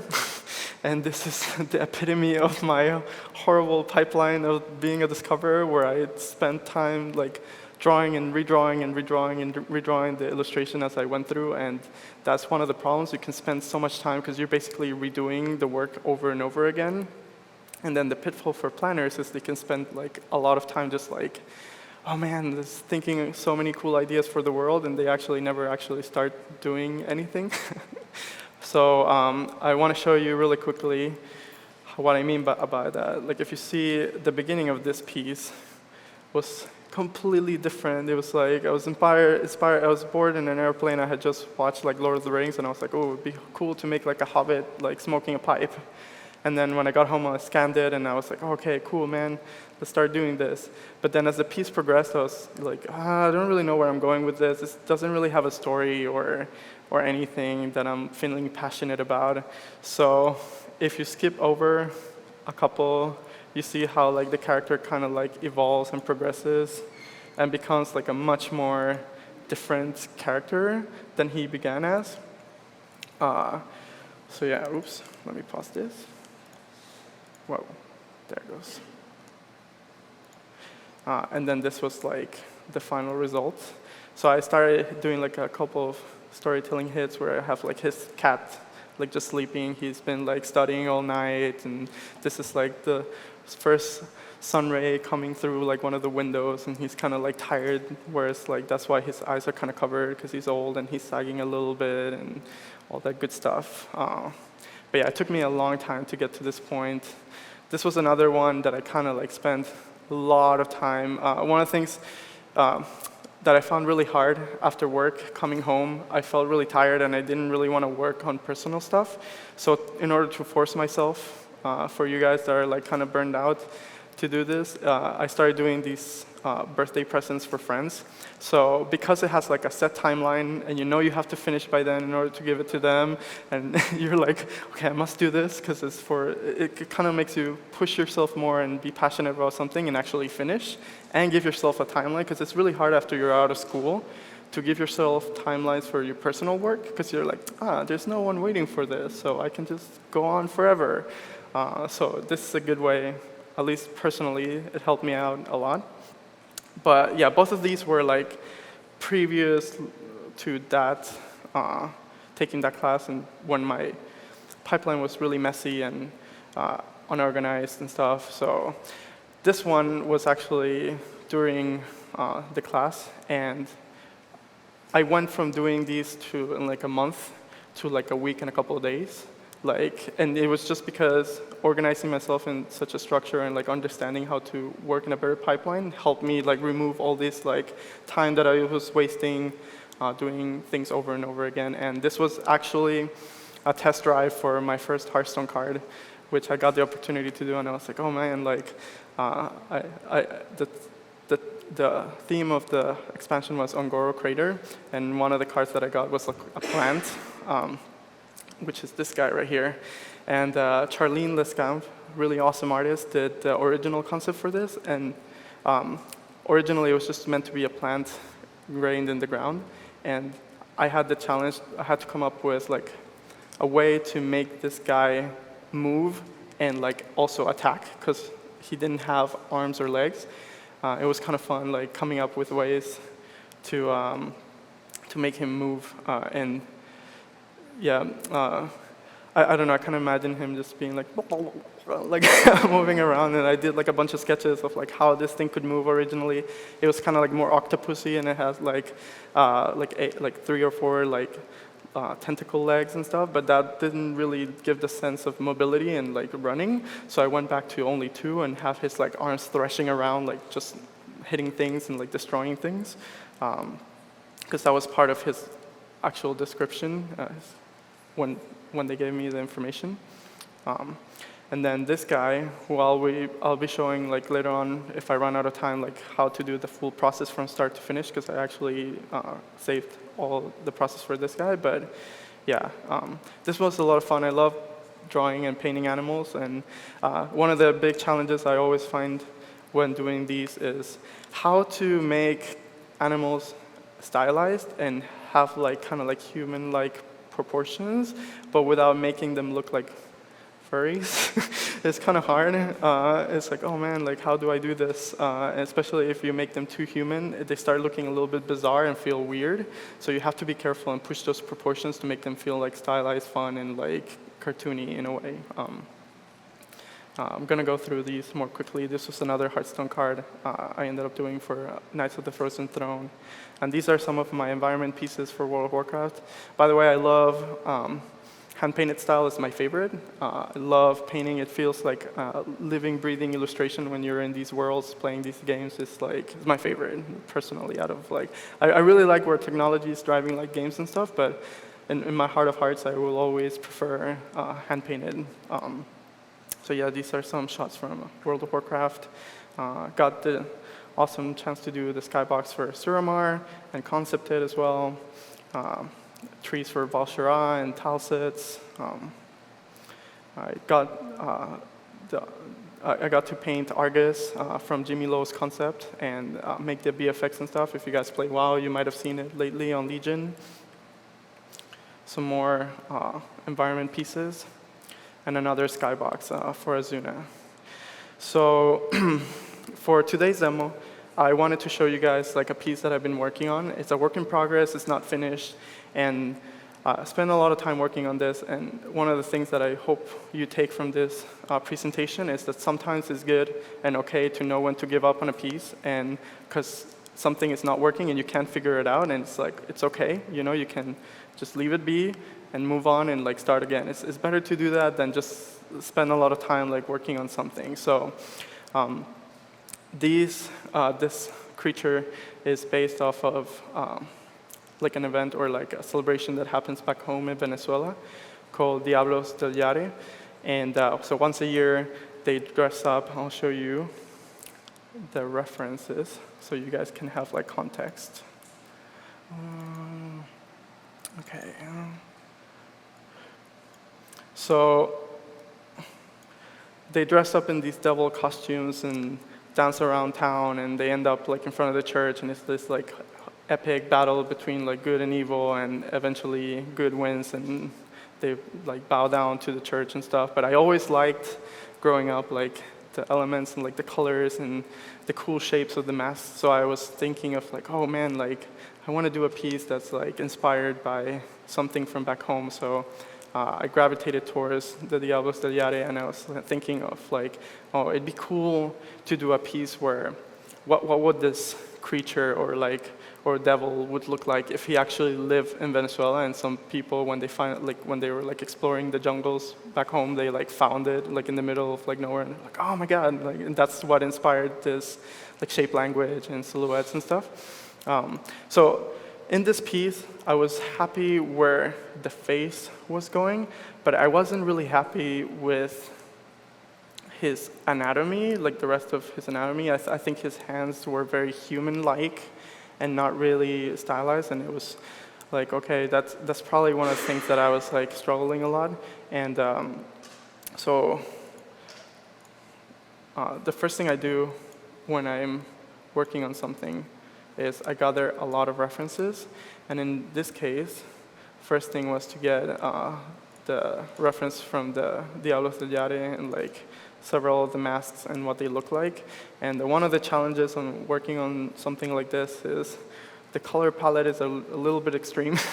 So I had to figure out a way to tone it down and make it believable and real and something that you can find in nature and not just like plain red, like with crazy colors. And so I decided to, okay, let's base it off of creatures or animals that live in Venezuela. So sloths, they have like ocelots too as well. Where are they? Anteaters, foxes, and speckled bears, which I think were like a good base to start off for like designing this creature.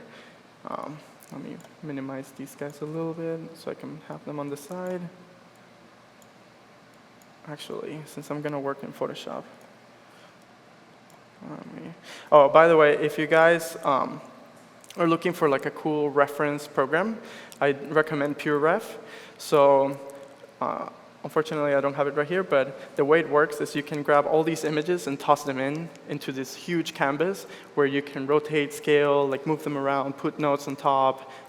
You can actually crop and modify your images, and it's really awesome. You can also set it to always be on top of all your windows, so you can have it on the side if you only have one window, and if you have two windows, you can have a whole huge like PureRef window on one side and then work on the other one, and then just move around and pan into this huge canvas. And yeah, it's been awesome for me.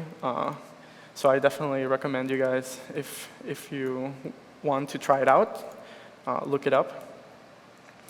Okay, so let's grab this guy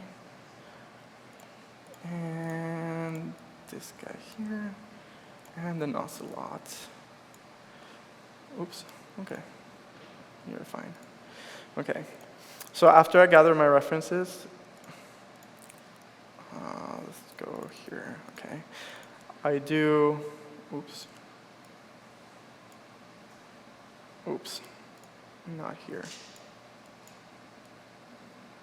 Let me put these all in one window. There it goes.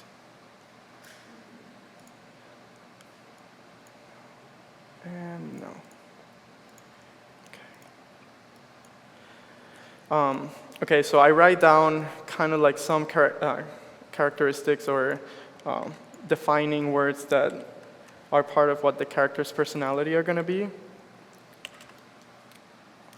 Wait.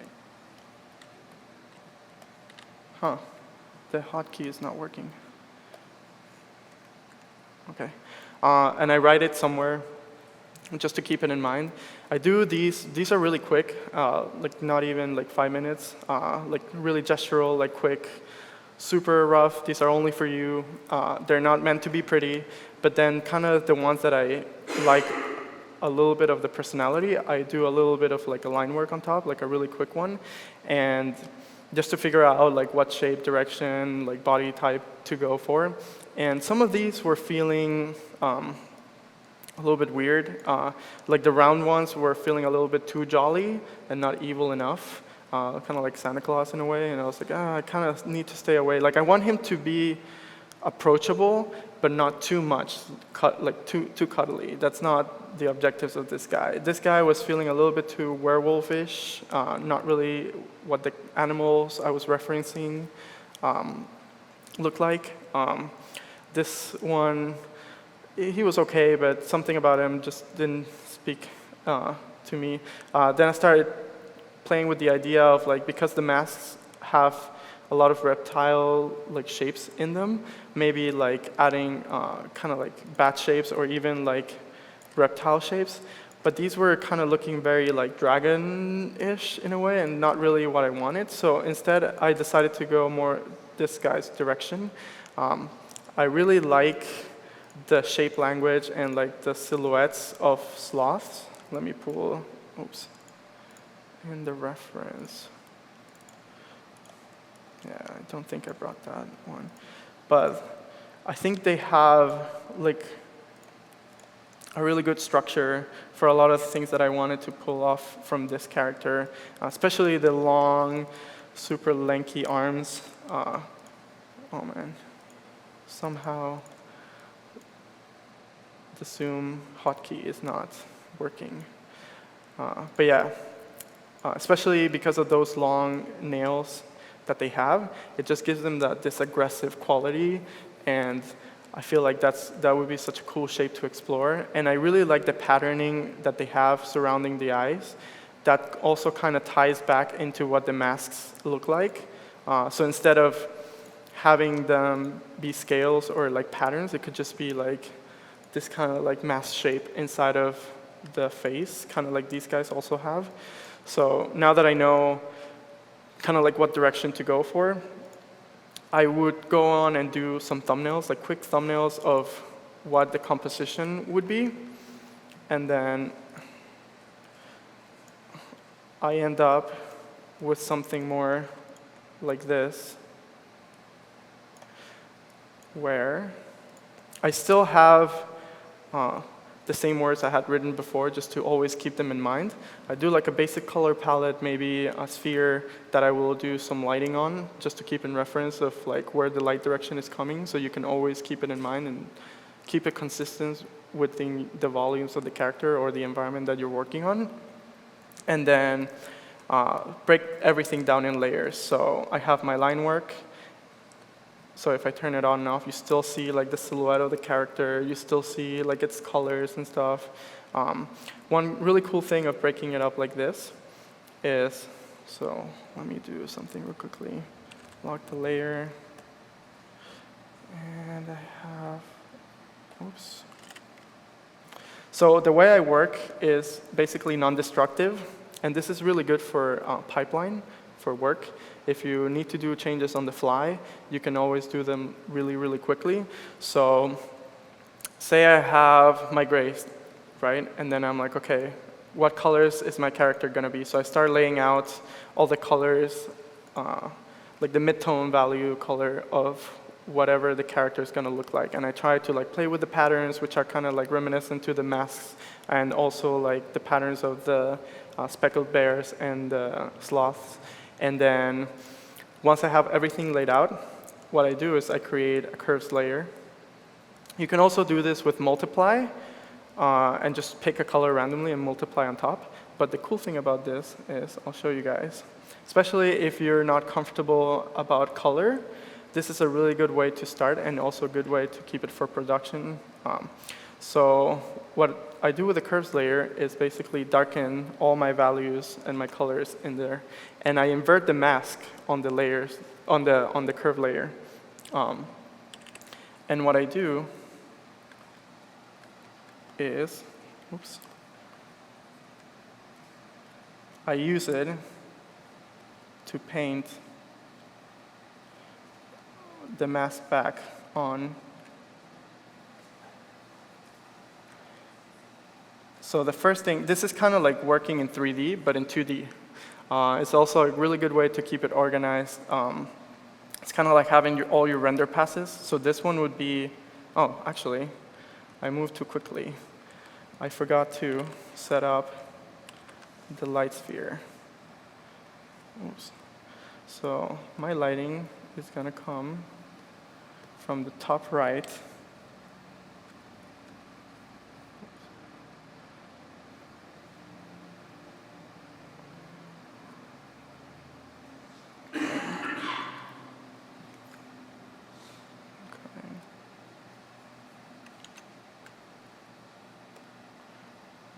No, that's not the correct one. Okay.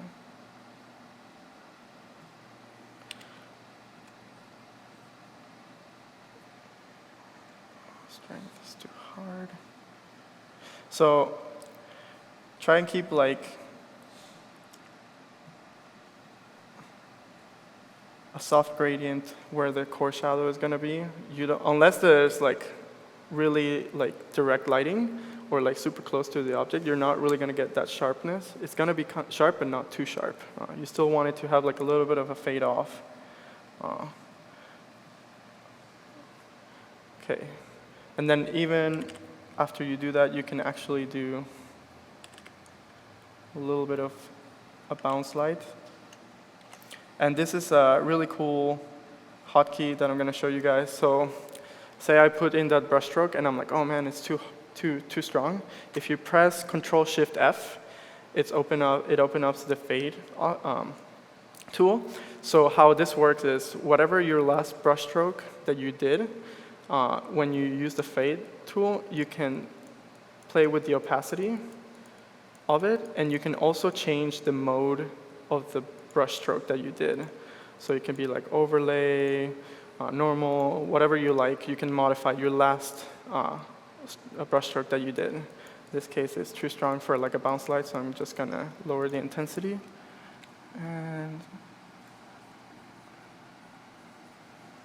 just blend it a little bit. And actually, I think I even put my core shadow too low. Oh man. Okay.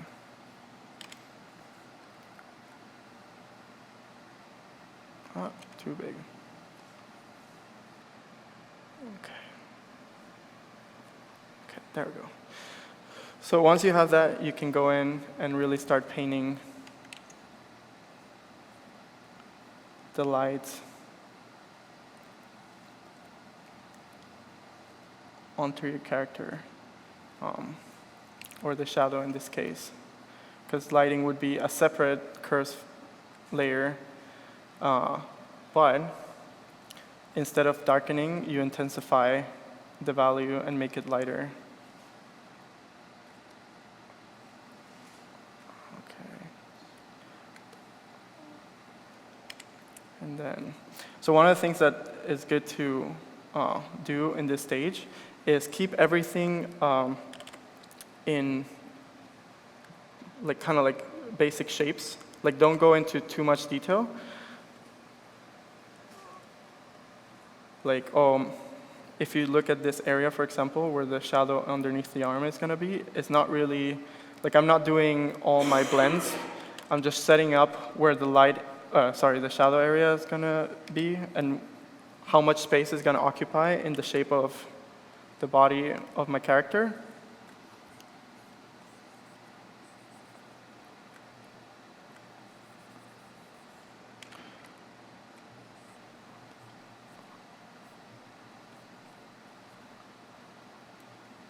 Okay.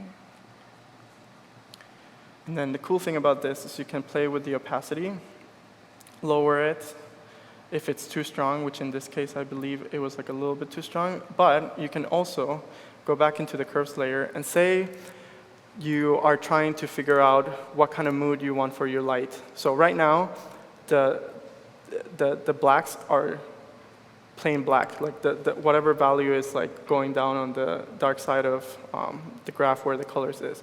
But if you want it, say like, okay, this is going to be more nighttime, or I want it to be more melancholic, so I want blue to be part of like the shadow, just go into the red channel, and if you lower it, you see how the shadow area starts to go towards the green colors. So now you go to the green and lower it, and it starts to become more blue.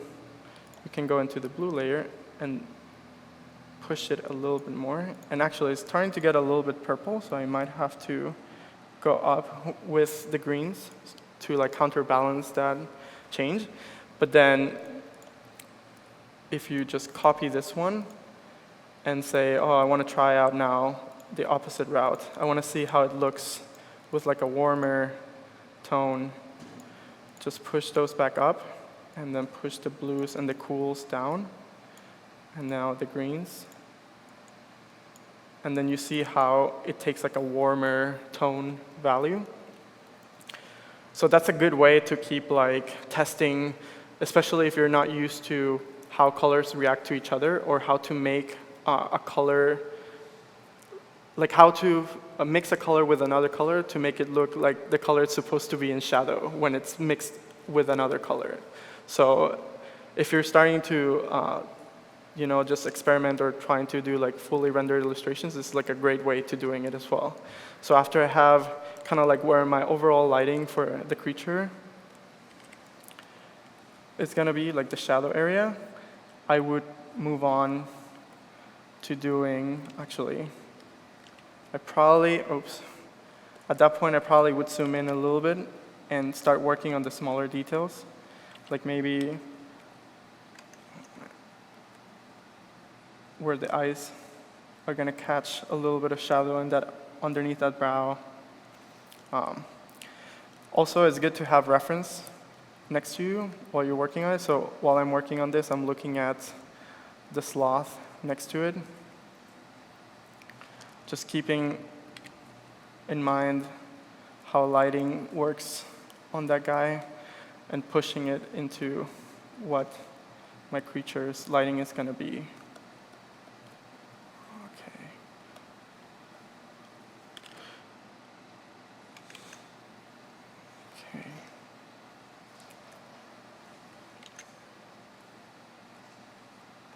Now maybe the nose too, a little bit on this side, because it's starting to be too bright. Okay. So, oops, the zoom doesn't work. I'll probably lower the opacity a little bit too. Okay, so once I have this, I would do another curves layer. And this one, I would name AO. For ambient occlusion, if you guys don't know what that means. So this one is shadow. So for the AO, I'm gonna go back here and do the same, lower the intensity of the highlights on it and reverse the mask so I can go in. Oh man.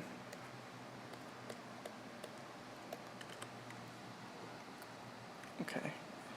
And then for AO, so ambient occlusion is basically when light can't reach certain areas that, like, the two objects are really close together, it starts to fade off and not reach to those areas, so it's very soft.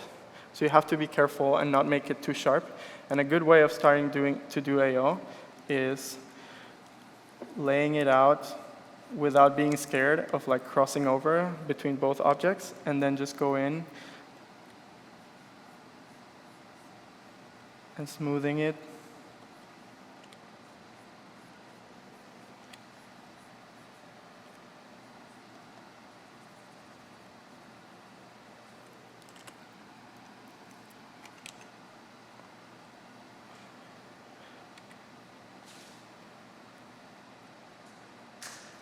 By the way, if you guys have any questions,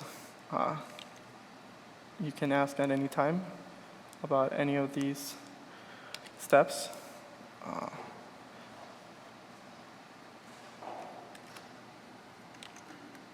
Oops.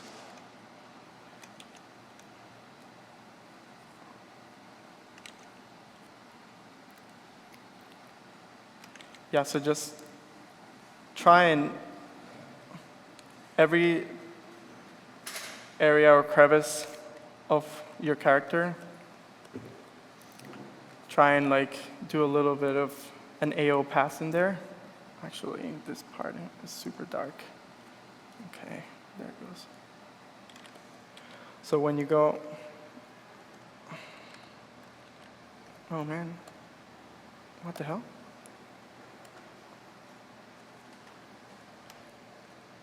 So when you zoom out, you see how it starts to like take shape and form even more. And actually, I think that ambient occlusion is probably a little bit too dark. So I'm gonna tone it down a little bit and then go into these areas right here where the fur,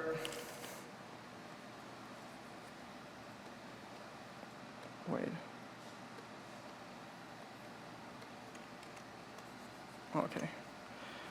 Where the fur kind of lays on top of his chest, I'm gonna go in and add a little bit more AO. So it separates the shape of his head a little bit more from the shape of his body.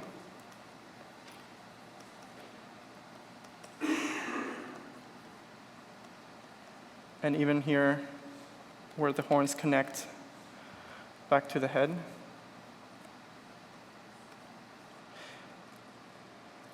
If you're interested in doing fur too, oh man, none of the hotkeys work. Okay. You could go in and lasso like certain shapes. And then if you hide the selection and do the AO pass,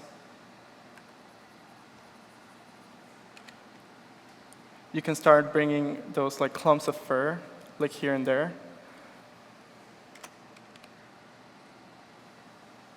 Oh man, again. Why did it change?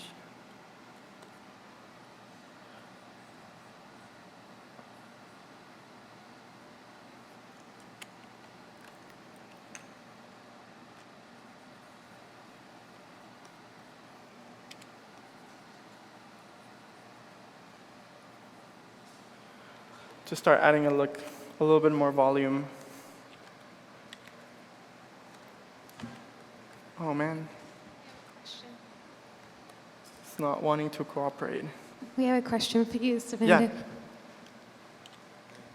Hi. Hey. What tool are you using for the blending after you put down your strokes there? What? Oh, sorry. What are Sorry, you? can you repeat? Yeah. What tool are you using to blend your shadows after you put down the harsh stroke? Oh, it's called Smudge Nice. So for my setup at home, what I do is right here, the smudge tools in Photoshop. The ones that it comes with are really bad, but if you go to Sam's blog, he has like this, and also Kyle Webster, they have like really cool like blending tools. So for example, if I were to do, let's do it black so you can see it better. This, right? And I wanted to blend that line. I go here. The one I really like is called Smudge Nice, which creates this like really nice smudging. There's also, depending on what effect you want, Pebble Blend is really good for environment stuff. So like dirt and sand, if I zoom in a little bit, you can look at it better. It's kind of granular. It has this like really grainy texture, which brings like an amazing texture. And this you can also use to break up whatever texture you're working on top. Just blend something on top of it and overlay it, which be like a really cool result. And there's also, I think Just Add Water is a very smooth blender too as well. It's super, super soft, so you have to be careful with this one. The reason why I like Smudge Nice is because it kind of still gives you a little bit of like a harder edge. So you don't get this kind of soft shadow, which is like what the other one gives you. And it's like, oh man, like it just makes everything look super round and clumpy and like cloudy like, and it's all the shapes and forms start to break up a little bit. So that's why I don't use that one too much, like compared to the other one. Nice. That's super cool. Thank you. Yeah, no problem, man. Yeah, both of them have like really cool brush packs. And I really like Kyle's brush pack as well, but he has so many brushes. It's kind of intimidating. The first time I bought it and I opened it, I was like, whoa, like it takes like hours to go through them and organize them, and because all of them are really good, but you're only, like I personally only use like 4 brushes. I use a hard round brush with opacity, one without opacity, and then I use the Smudge Nice blender, which is really awesome. And then sometimes I used Jason's Nice brush. It's this one right here. Yeah, here it goes. And what I like about this one, it's kind of like a hard round brush. Oops, let me do a new layer so you can see it. But it has a lot of texture to it. And so whenever you're making a line or a stroke, it kind of gives you like breaks on the edges, which is kind of nice because it doesn't give you that artificial like straight line that other brushes do give you, and it's really nice for breakup in detail. At least personally, that's kind of like what I prefer using. I know other artists just basically use just hard round brush with and without opacity, and that's it. So here, once I kind of have like my my lighting, my AO kind of set up, I do a first pass of what the lighting would look like. So for this one, right now the light is white and it has like no color to it. So what you could do with the curves is, depending on, again, what the personality or what kind of mood you want to evoke in the piece, you could go in and change the lighting. So for example, right now, this is just the colors being affected and like value going towards white, right? But if I want to, I can go in here and actually let's lower the blue because I don't want it to be cool. So see how the light color is changing to like a more saturated yellow right now? Obviously you don't want this unless it's like, I don't know, a disco and like club and you're like, yeah, super bright saturated lights, but this is not what we're gonna do with this guy. So I do like the warmth to it. I might go a little bit oranger instead of yellow.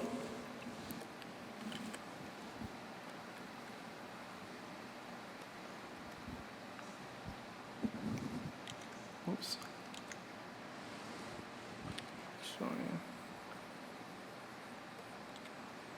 I mean. Okay.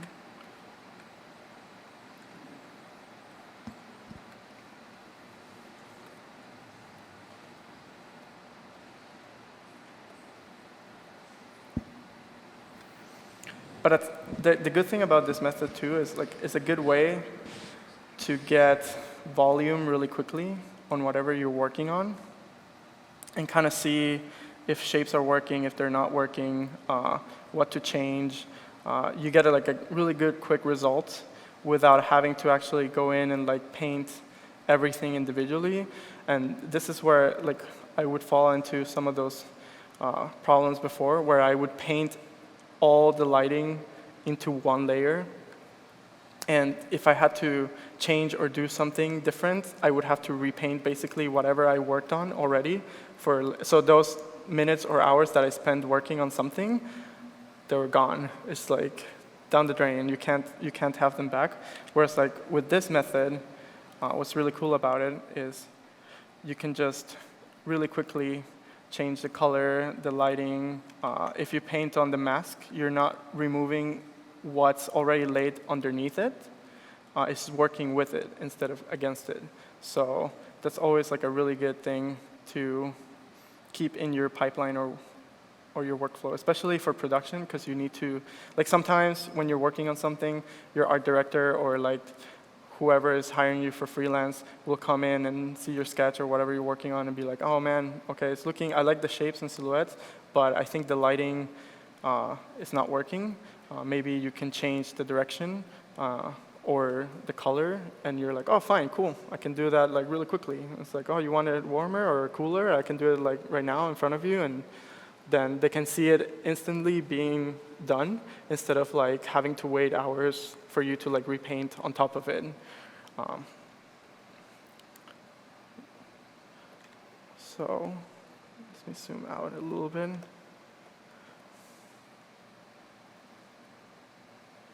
Yeah, so if you've done or work on 3D, it's kind of like watching a render pass, or like the maps of the render pass. So if you turn off like the colors, for example, you can also see how it affects like the grayscale. So that's also like really cool. If you want to keep checking your values, it's also like a good way to see like, oh man, like this area in particular is too bright. But it also, one of the good things, especially if you're working with lights and shadows that are in color, is you can see how it works in the basically the grayscale model, and it looks starting to look like, at some point, it starts to look more like an actual sculpted model instead of an actual illustration kind of. Let me actually go, oh man. Let me fix that really quickly because it's bothering me. Where is the zoom? Okay, there it is. That's the problem. Okay. Yay! I can finally zoom in.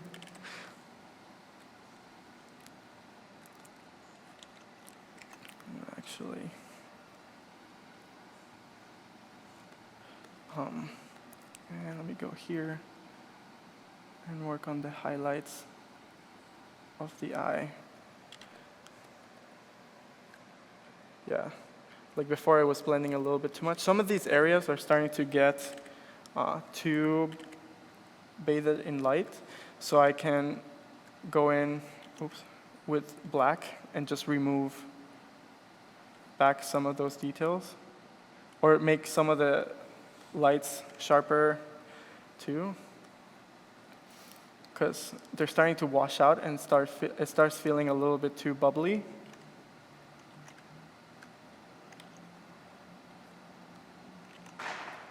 Okay, go back up here. So if I turn off my line art, you can see that it's starting to look like it has volume. Even though we haven't really spent that much time, it's only been like a couple of minutes, you start to see what your character shape and shadow and everything is going to look like. And then at some point after this, actually, I forgot to do the light in this horn right here and some of the teeth, especially this bottom row. We'll probably get like a little bit of light in there, and his lips. So one of the things I recommend too, when you're working on a piece, and this is another thing that I fall a lot into, and I try to avoid as much as I can, is not zooming in too much and working on big shapes first. And it doesn't matter if it's like a little bit messy at the beginning, because you can always clean it up eventually. But if you start, for example, if I would have started just rendering the face, and just focusing on that, yeah, the face could probably look good, but you don't know how it looks in in relation to the body. And then when you zoom out, you're like, oh wow, yeah, this looks really good, but I don't know, everything else is kind of like not laid in, and it looks like it doesn't fit with each other, like each element together. So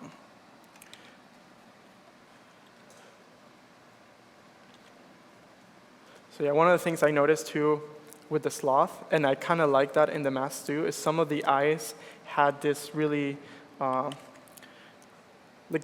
call them the Tim Burton eyes, because they have that really dark shadow. So I was debating whether to make his eyes actually black or to have that pattern around. And this is also why it's good to have this kind of pipeline. It's because I can add colors into it, but my curves layers and my light layers will affect whatever I add into it without destroying the lighting that I already have set up for myself. And then I'm probably going to darken a little bit the nose too, make it a little bit bluer. Actually, it was too much.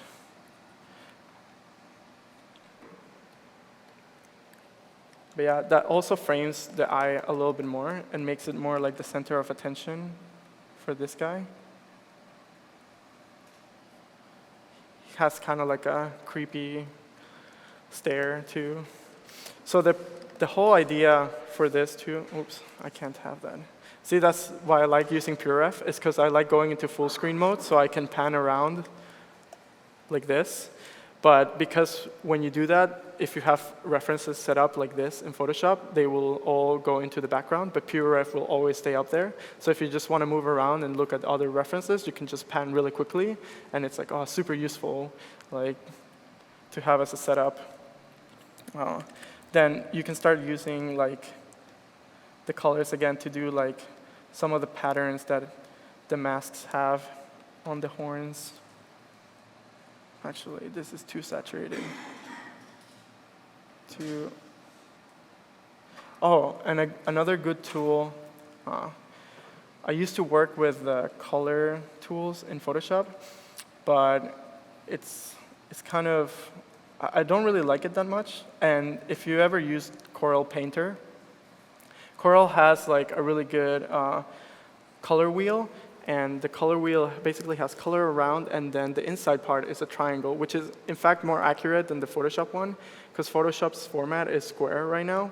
And if you really want to understand or see like how truly like colors and the saturation and value move around, it's easier to do it in the triangle, whereas the square has like one more angle that you're like, it's only value and saturation. What is this fourth one? It's so confusing. Whereas the other way, just go either move up and down or like left and right if you want saturation. So Colorus, this is a really good coloring tool, is basically that same wheel, but for Photoshop. And the other good thing about it is it has basically like some quick tools on the top right side of the wheel where you can choose basically different types of color schemes, so quadratic, complementary, triadic color wheels. And it actually automatically, whatever your main color wheel circle is, where it is in the circle, if you actually move it around, it'll move the other two at the same time. So you can always switch between them and keep like the color theme consistent in your own piece, which I love that. You can also do it by just grabbing a color wheel, an RGB or like a CMYK, and masking out the sections of it that you don't want to use in your piece, and just keeping it consistent so that way you can just color pick inside of the areas that are not masked and use those colors in your composition instead of having to try and figure out if you're staying in between the colors that you want or not, you know. This is also like a good way to do that. I don't have the color wheel with me right now, but it's not that expensive actually. I can't remember if it was like $15 or something to get Colorus, but I definitely recommend that. It's helped me out a lot to not spend too much time like figuring out or moving sliders around in Photoshop. So yeah, once you're starting to get to a point where you feel like you're kind of happy with this, I would hide the line work. So you see how he kind of like still maintains the volumes and the shapes, even though there's no more lines telling me where everything is. But now I kind of know where everything is and can see where I'm going to add detail and move forward with. So I can just go in here. And this is where I start to basically, the only problem with this is because you're using a consistent lighting, it's kind of hard to add color variation with the same like curves layer. So there is a point where you have to break away from it when you already have everything laid out and you know, okay, this is it.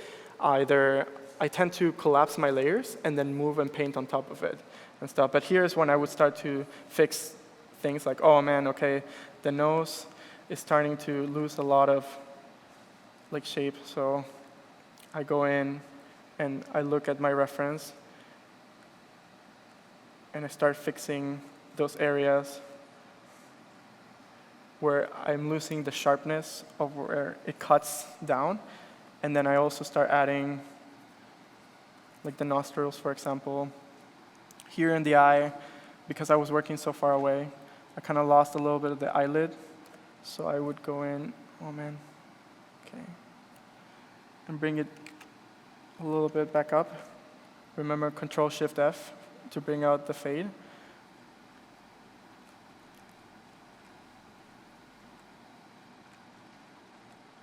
And then, oops.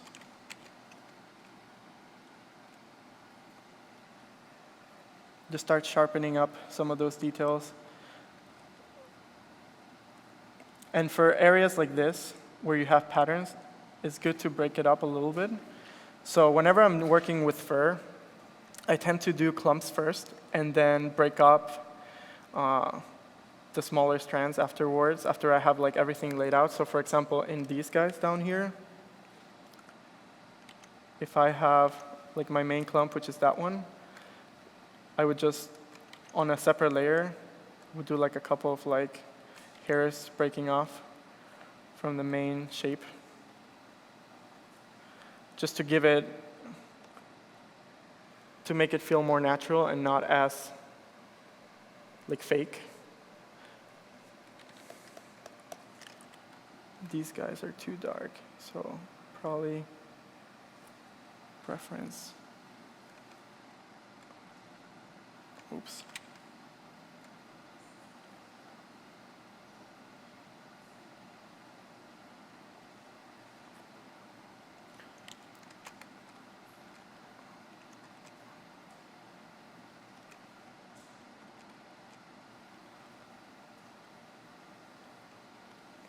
And then for the mouth, I'd probably go in and darken it a lot more so it feels more deep.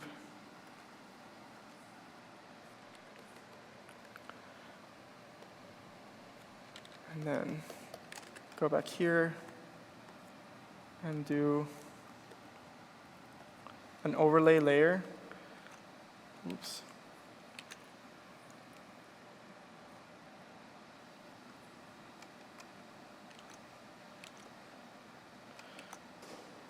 To push some of those highlights a bit more.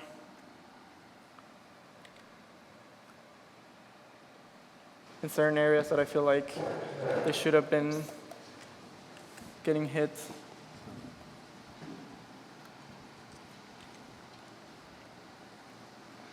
Servando, we have Yeah. about, ooh, that was very loud. Yeah. We have about 5 minutes left, if that's okay. Okay, yeah, that's I'm fine. sorry. Okay, so unfortunately I can't show you like the entire thing, but I do sorry. have, no, that's fine. I have two processes that I use. So the first one is the one I was showing you for this guy, for example. So it's basically the same. I started with line work. I set up flat colors with what I was doing with the layers. And you see like in the pants how it starts like having like a little bit of volume. And then I go in and clean up with that vase. Like go in, and that's when I start doing like the sharp details.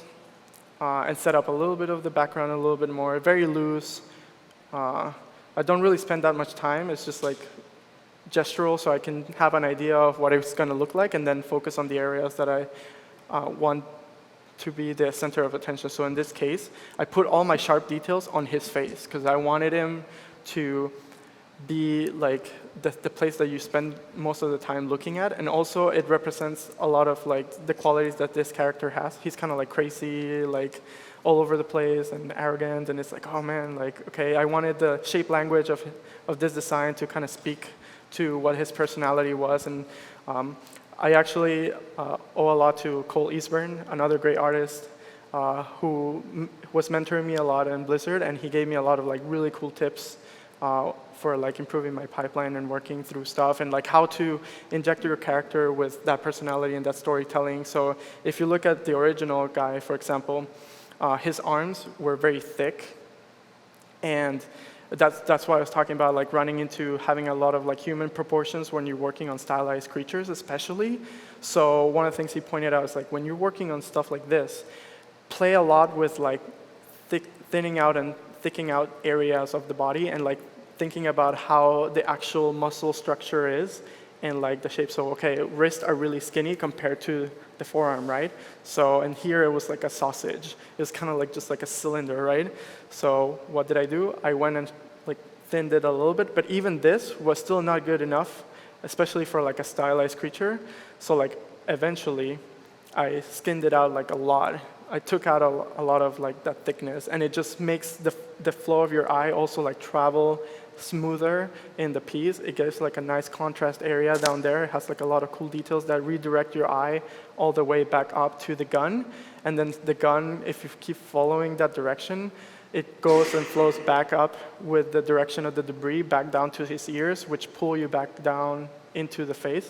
And it's like just flowing around everywhere, right? You want to think about things like this, how to direct the viewer, how to push your forms and shape language in whatever creature character you're working on, so that it like helps push that flow and guide the viewers to where you want them to look. So interesting enough, like here, I had a problem where because the pants section in the middle was too flat and like contrasting compared to like everything that was going around, because I had like contrast of warm values, like it was like really warm.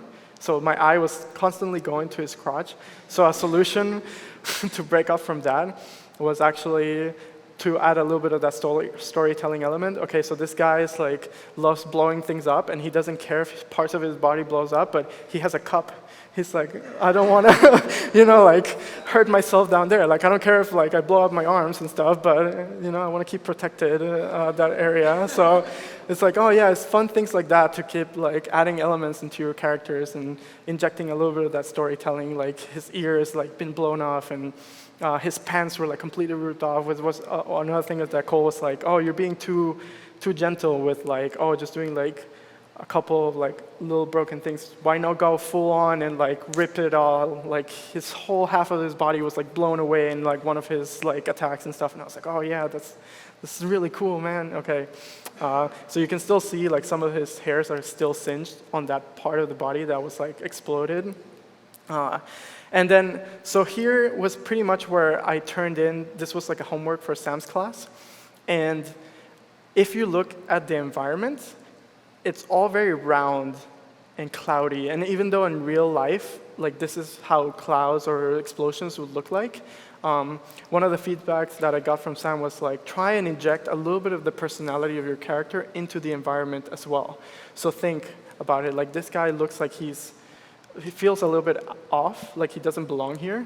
So one of the solutions for that was making the clouds sharper, and like I referenced a lot of shark teeth for this, and like the shapes that they have and how they built, and integrated and combined that with the explosions to make it feel more like him, like this guy is like super crazy and like energetic and like sharp shapes, and so I was trying to inject a little bit of that back into the environment and make it feel like everything belongs together. And if you see like just the before and after, like he feels like he belongs more, like he feels like this environment is for him, instead of just, oh yeah, just random puffy clouds around him. It's like, no, you wanted to keep that storytelling in every element in your scene, not just like the character, but also like the environment itself has to reflect a little bit of whatever you're trying to tell the viewer or whatever you want them to feel. So I know it's hard, but it's something that you gotta keep like constantly trying. That's something I'm also like trying to constantly work on. So, and there's always like things that you could do better.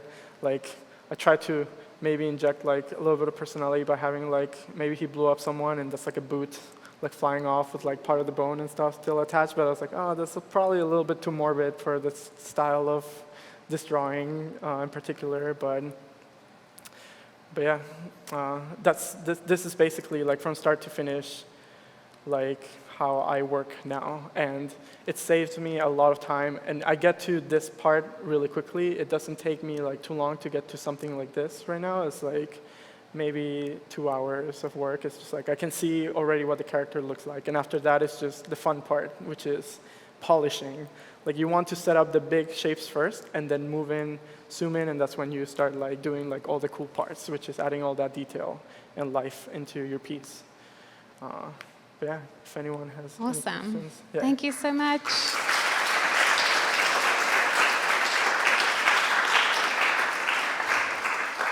That was amazing. Thank you so much, Servando. And thank you, everyone, for sticking around today and, spending your day with us, the whole day. And also thanks, of course, to our other speakers, Andrea, Molly, Chris, Krystal, and, of course, Servando, for all their insightful presentations and demos today. It's been an amazing day, and we obviously have the prize giveaway to do in just a moment. Let me just quickly say, so we have another event coming up. Let me just check. So it's this Thursday, and it's basically the first in a new series of animation events that we're doing, and it's called Squash and Stretch, and it's fundamentals for animators and storytellers. And we'll have the Emmy Award-winning animator Laura Barbara and Disney storyboard artist Francis Glebas. So make sure you join us for that at 7 p.m. here in the stage on Thursday. We'll also be streaming that for those of you watching online too. So let's have a final round of applause for all of today's speakers, and then Courtney will come and do the raffle.